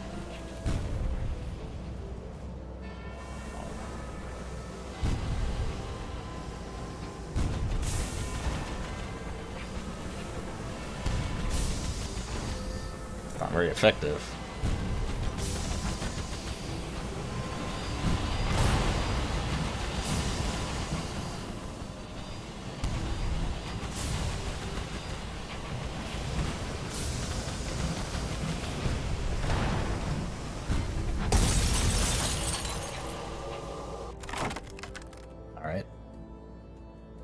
Deranged Dreadnought's rabid aggression is stilled now.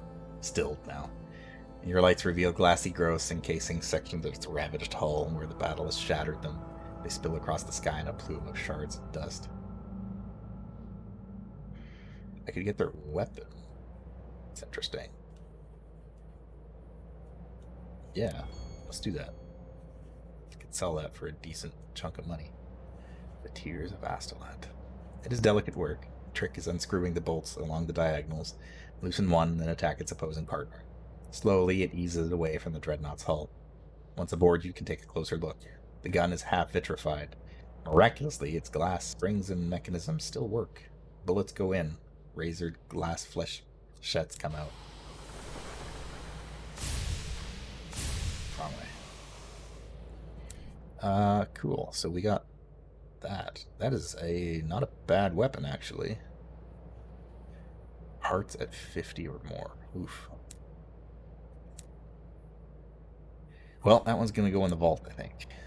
And if I make a character who's got a lot of hearts, they're going to use that. Or if I can get there with this character, then I'll equip it as a secondary weapon.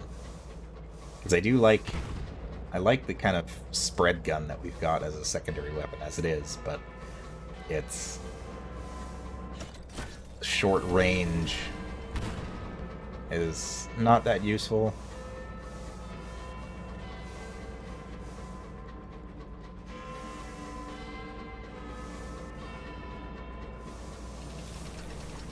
Between.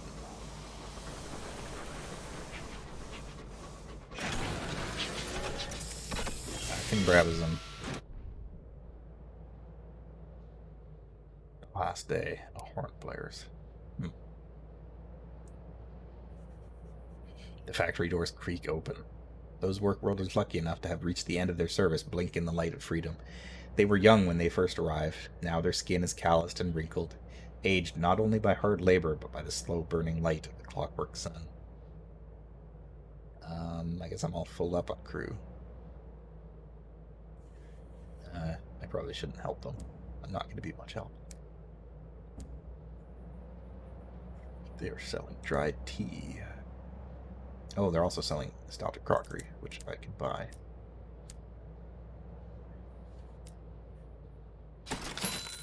Can turn that in for a decent profit at the Mausoleum. So I know I do have a quest to go through here and talk to one of the workers, but I have to go through the whole tour again, which takes some time. So I think what I'm going to do is I'm going to head up this way, see if I can find any ports up in this kind of region, and then head back to London.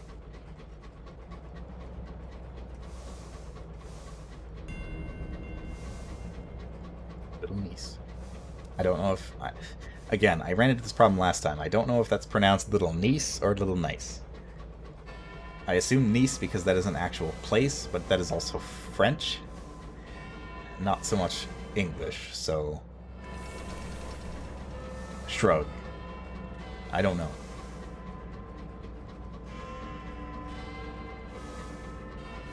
I guess it would make sense to be a little nice if this is primarily British.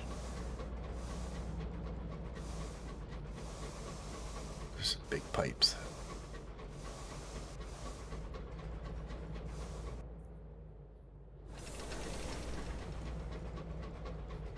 Alright, world. What are you hiding up here?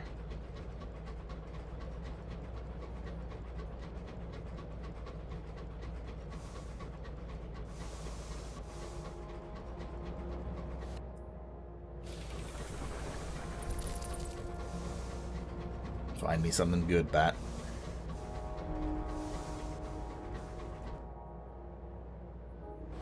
Something.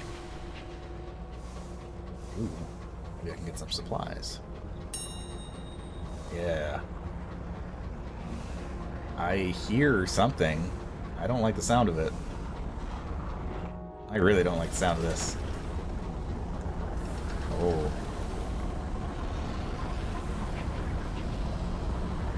Oh. Of course we poke around here. Why wouldn't we? What is this? What have I just found? The Well of the Wolf. The hole in the sky. Torrents of celestial mist pour into it.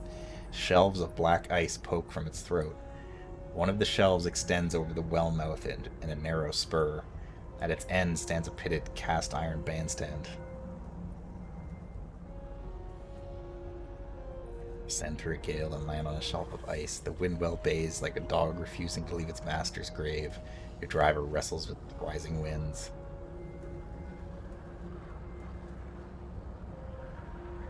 %48 chance of success. Let's do it. Ow. Damaged our hull.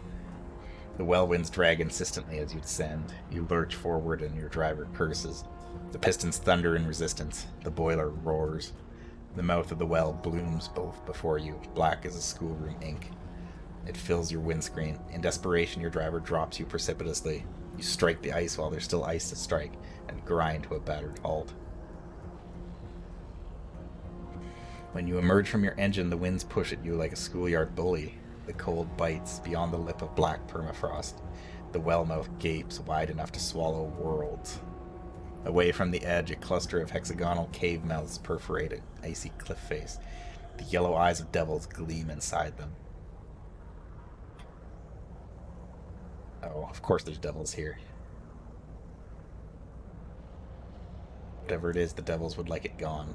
Please. The devils trail you to the lip of the well, their faces weighted with expectation.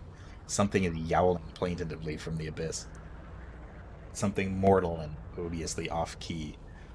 You go on your stomach and lean over the edge, a hand thrust into the void. For moments, there is nothing. Nothing more but the noise. Nothing but the cold and the sense you've profaned something sacred. Then, your fingers brush against fur. With considerable effort, you extract a round-bellied, snaggle-toothed, long-clawed lump of a cat. The devils are relieved at your success and insist you depart with the aggrieved feline as soon as possible. An occurrence. Your useless cat quality is now won. Yes! Perfect. Excellent.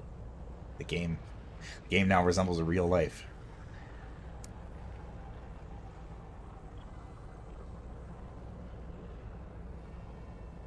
Alright, let's speak to the congregation of devils. Once they were dapper and pinstripe and were delicate and brocade. Now they wear rags. Their brocade has frayed, their pinstripe faded to porridgey gray. You ask about their lives here. Silence.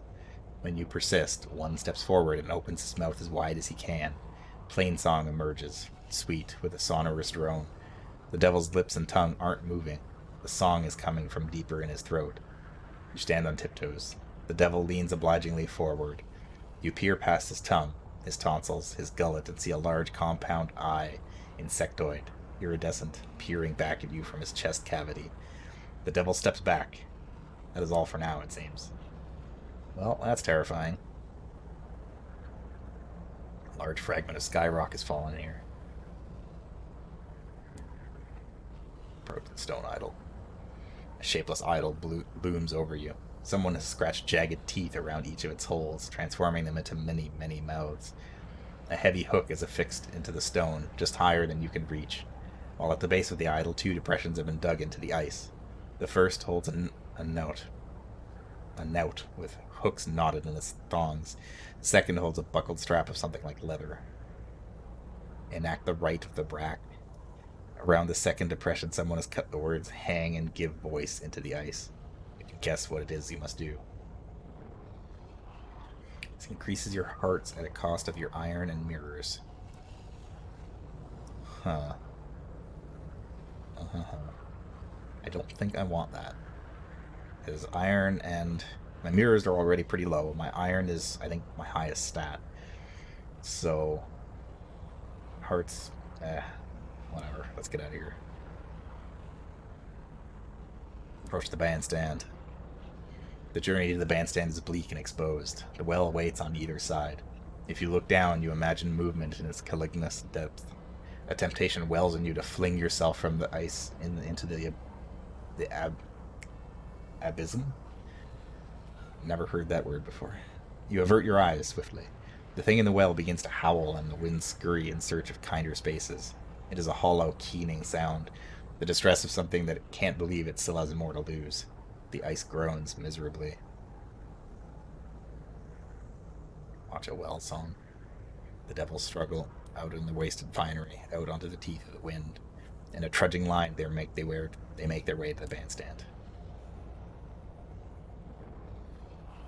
The devils mount the bandstand and begin to sing. Their lips are motionless, their mouths hanging slackly open. Buzzing plainsong pours from their throats. The notes are scattered across the scale, creating only a tenuous harmony. Slowly, they begin to shuffle in what might be a dance. Its movements are performed only with the feet. Are they drawing an alphabet? Hieroglyphs? The well's wail drowns them out, but they persist. After some time, the well begins to waver. The wind slackens. Slowly, over the course of another hour, the well returns to quiescence. The devils, wearied, go back to their caves. The devils are using a dance alphabet in their services. Perhaps you could learn it.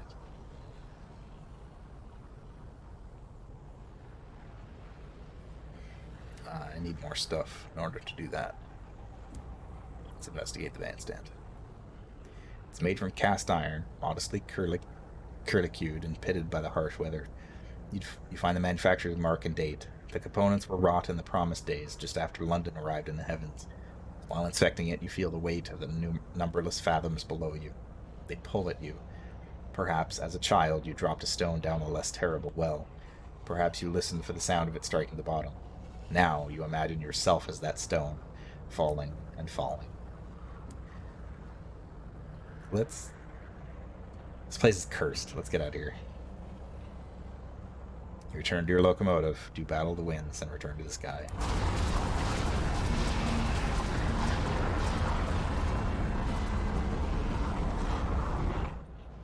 Well, that was something.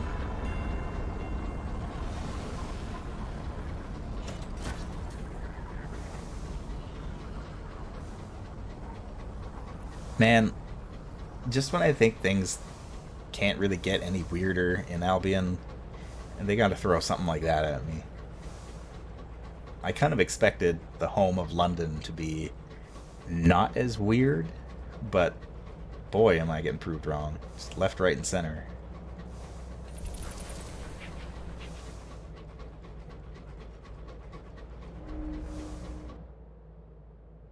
I don't want to go back over there. It's not a port, whatever that is, so I don't care. I'm looking for perturance. Start heading back toward London, I guess. Oh, I can mine that rock. Come here.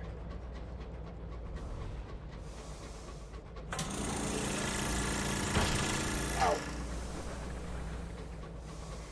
Get me a barrel of unseasoned hours.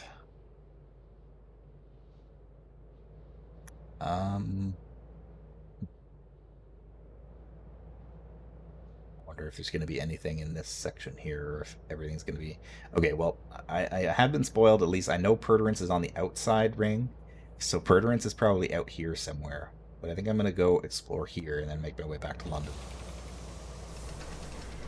Then probably wrap up for the evening.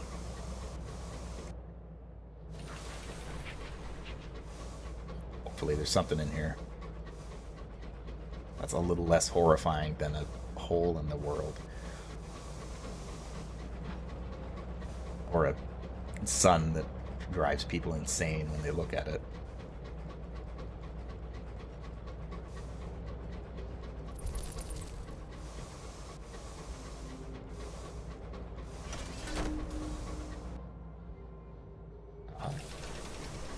A thing. So, uh-oh. I can take you.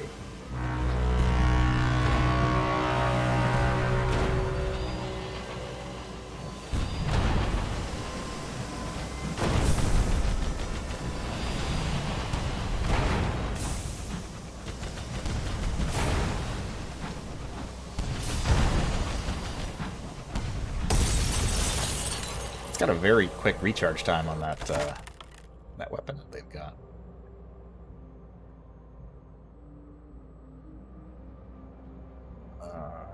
I don't. 37% chance. 53. Let's try and get some stained glass. Cool.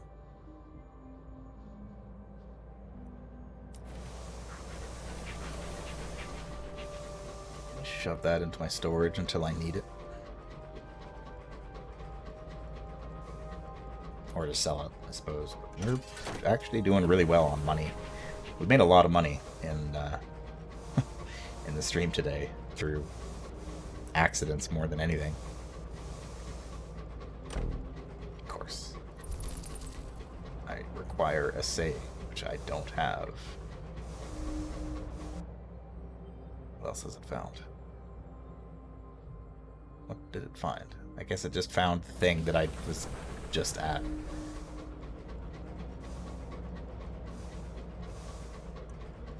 Thanks, Bat.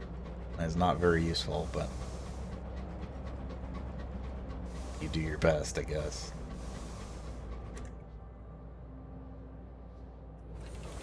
Yeah, it doesn't look like there's anything else here. There's almost certainly a gate to another region of the world, too, that we haven't found yet, because there's the Reach Transit Relay, but I'm pretty sure there's... Now, I don't know for sure, but I'm pretty sure that there would be a gate to get to Eleutheria from here. Because from the Reach, we can get to Albion and the Blue Kingdom. I would only assume that we can get to Eleutheria through Albion. Or maybe we can only get there through the Blue Kingdom, I'm not sure. I've never been to either one of those places.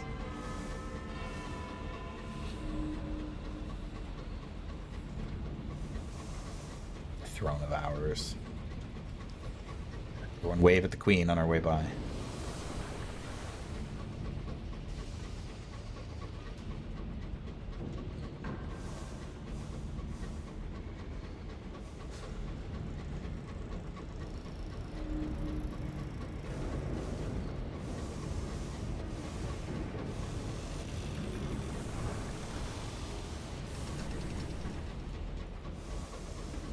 Getting into this dock is dangerous.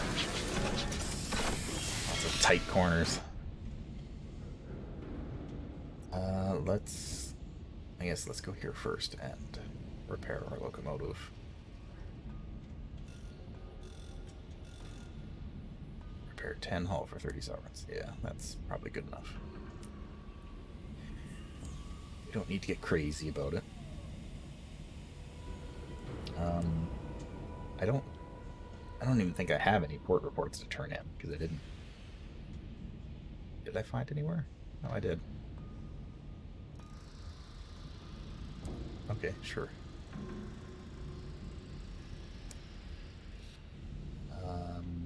Request a meeting with the fierce philanthropist. Yeah, we haven't done that yet.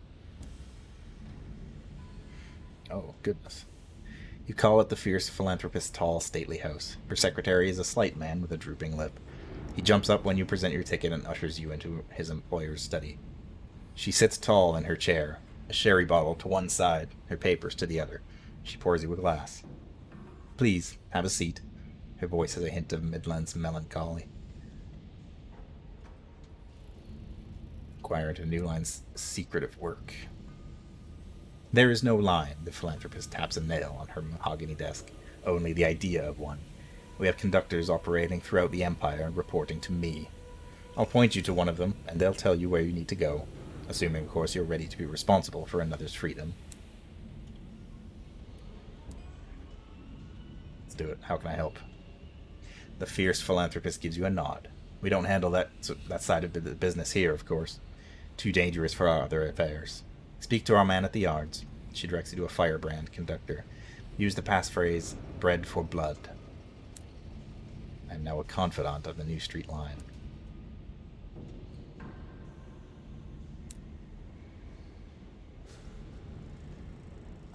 Let's do it. Let's visit the firebrand conductor.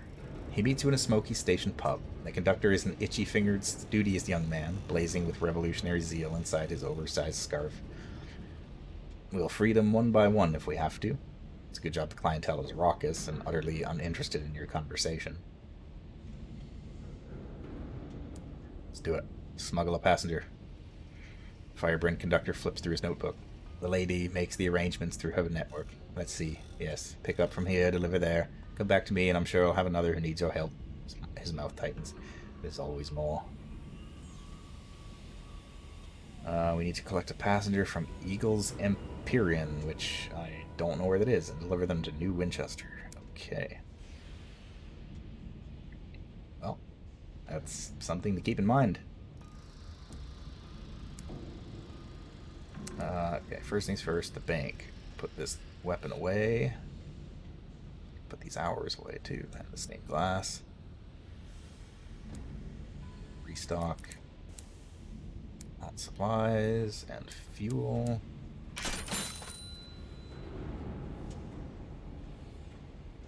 I wonder, how much does stained glass sell for here? 135.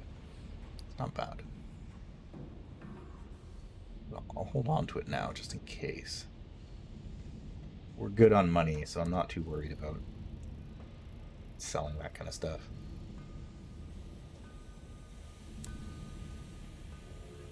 Although... Oh, that's right. The locomotive that we have now has 2 armor slots. So we could potentially get more armor.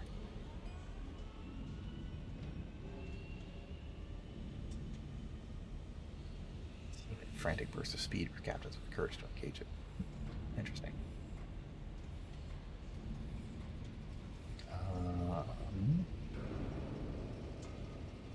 Bronzewood. I guess bronzewood shielding is really the only armor that we get.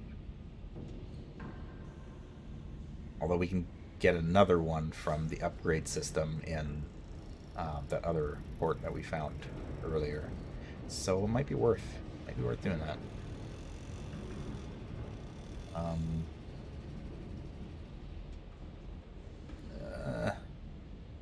I want it. I also kind of want this. I don't even have the iron to use that thing. Alright. Whatever. We'll hold on to our money.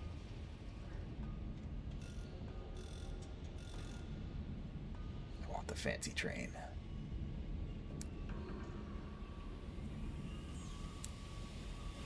Anyway. So that seems like a good place to depart for the evening. We found some new ports. We discovered some new horrors in the reaches of Albion, and gave ourselves some terrible nightmares. But we're still going strong. We're doing what we need to do, and we will continue trucking along as long as we are able. We're almost gained a level too, so that's pretty good. We'll see what happens next time. But until then,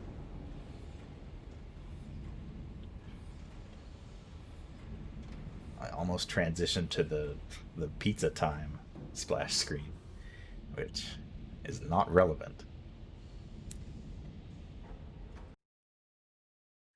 But in any event,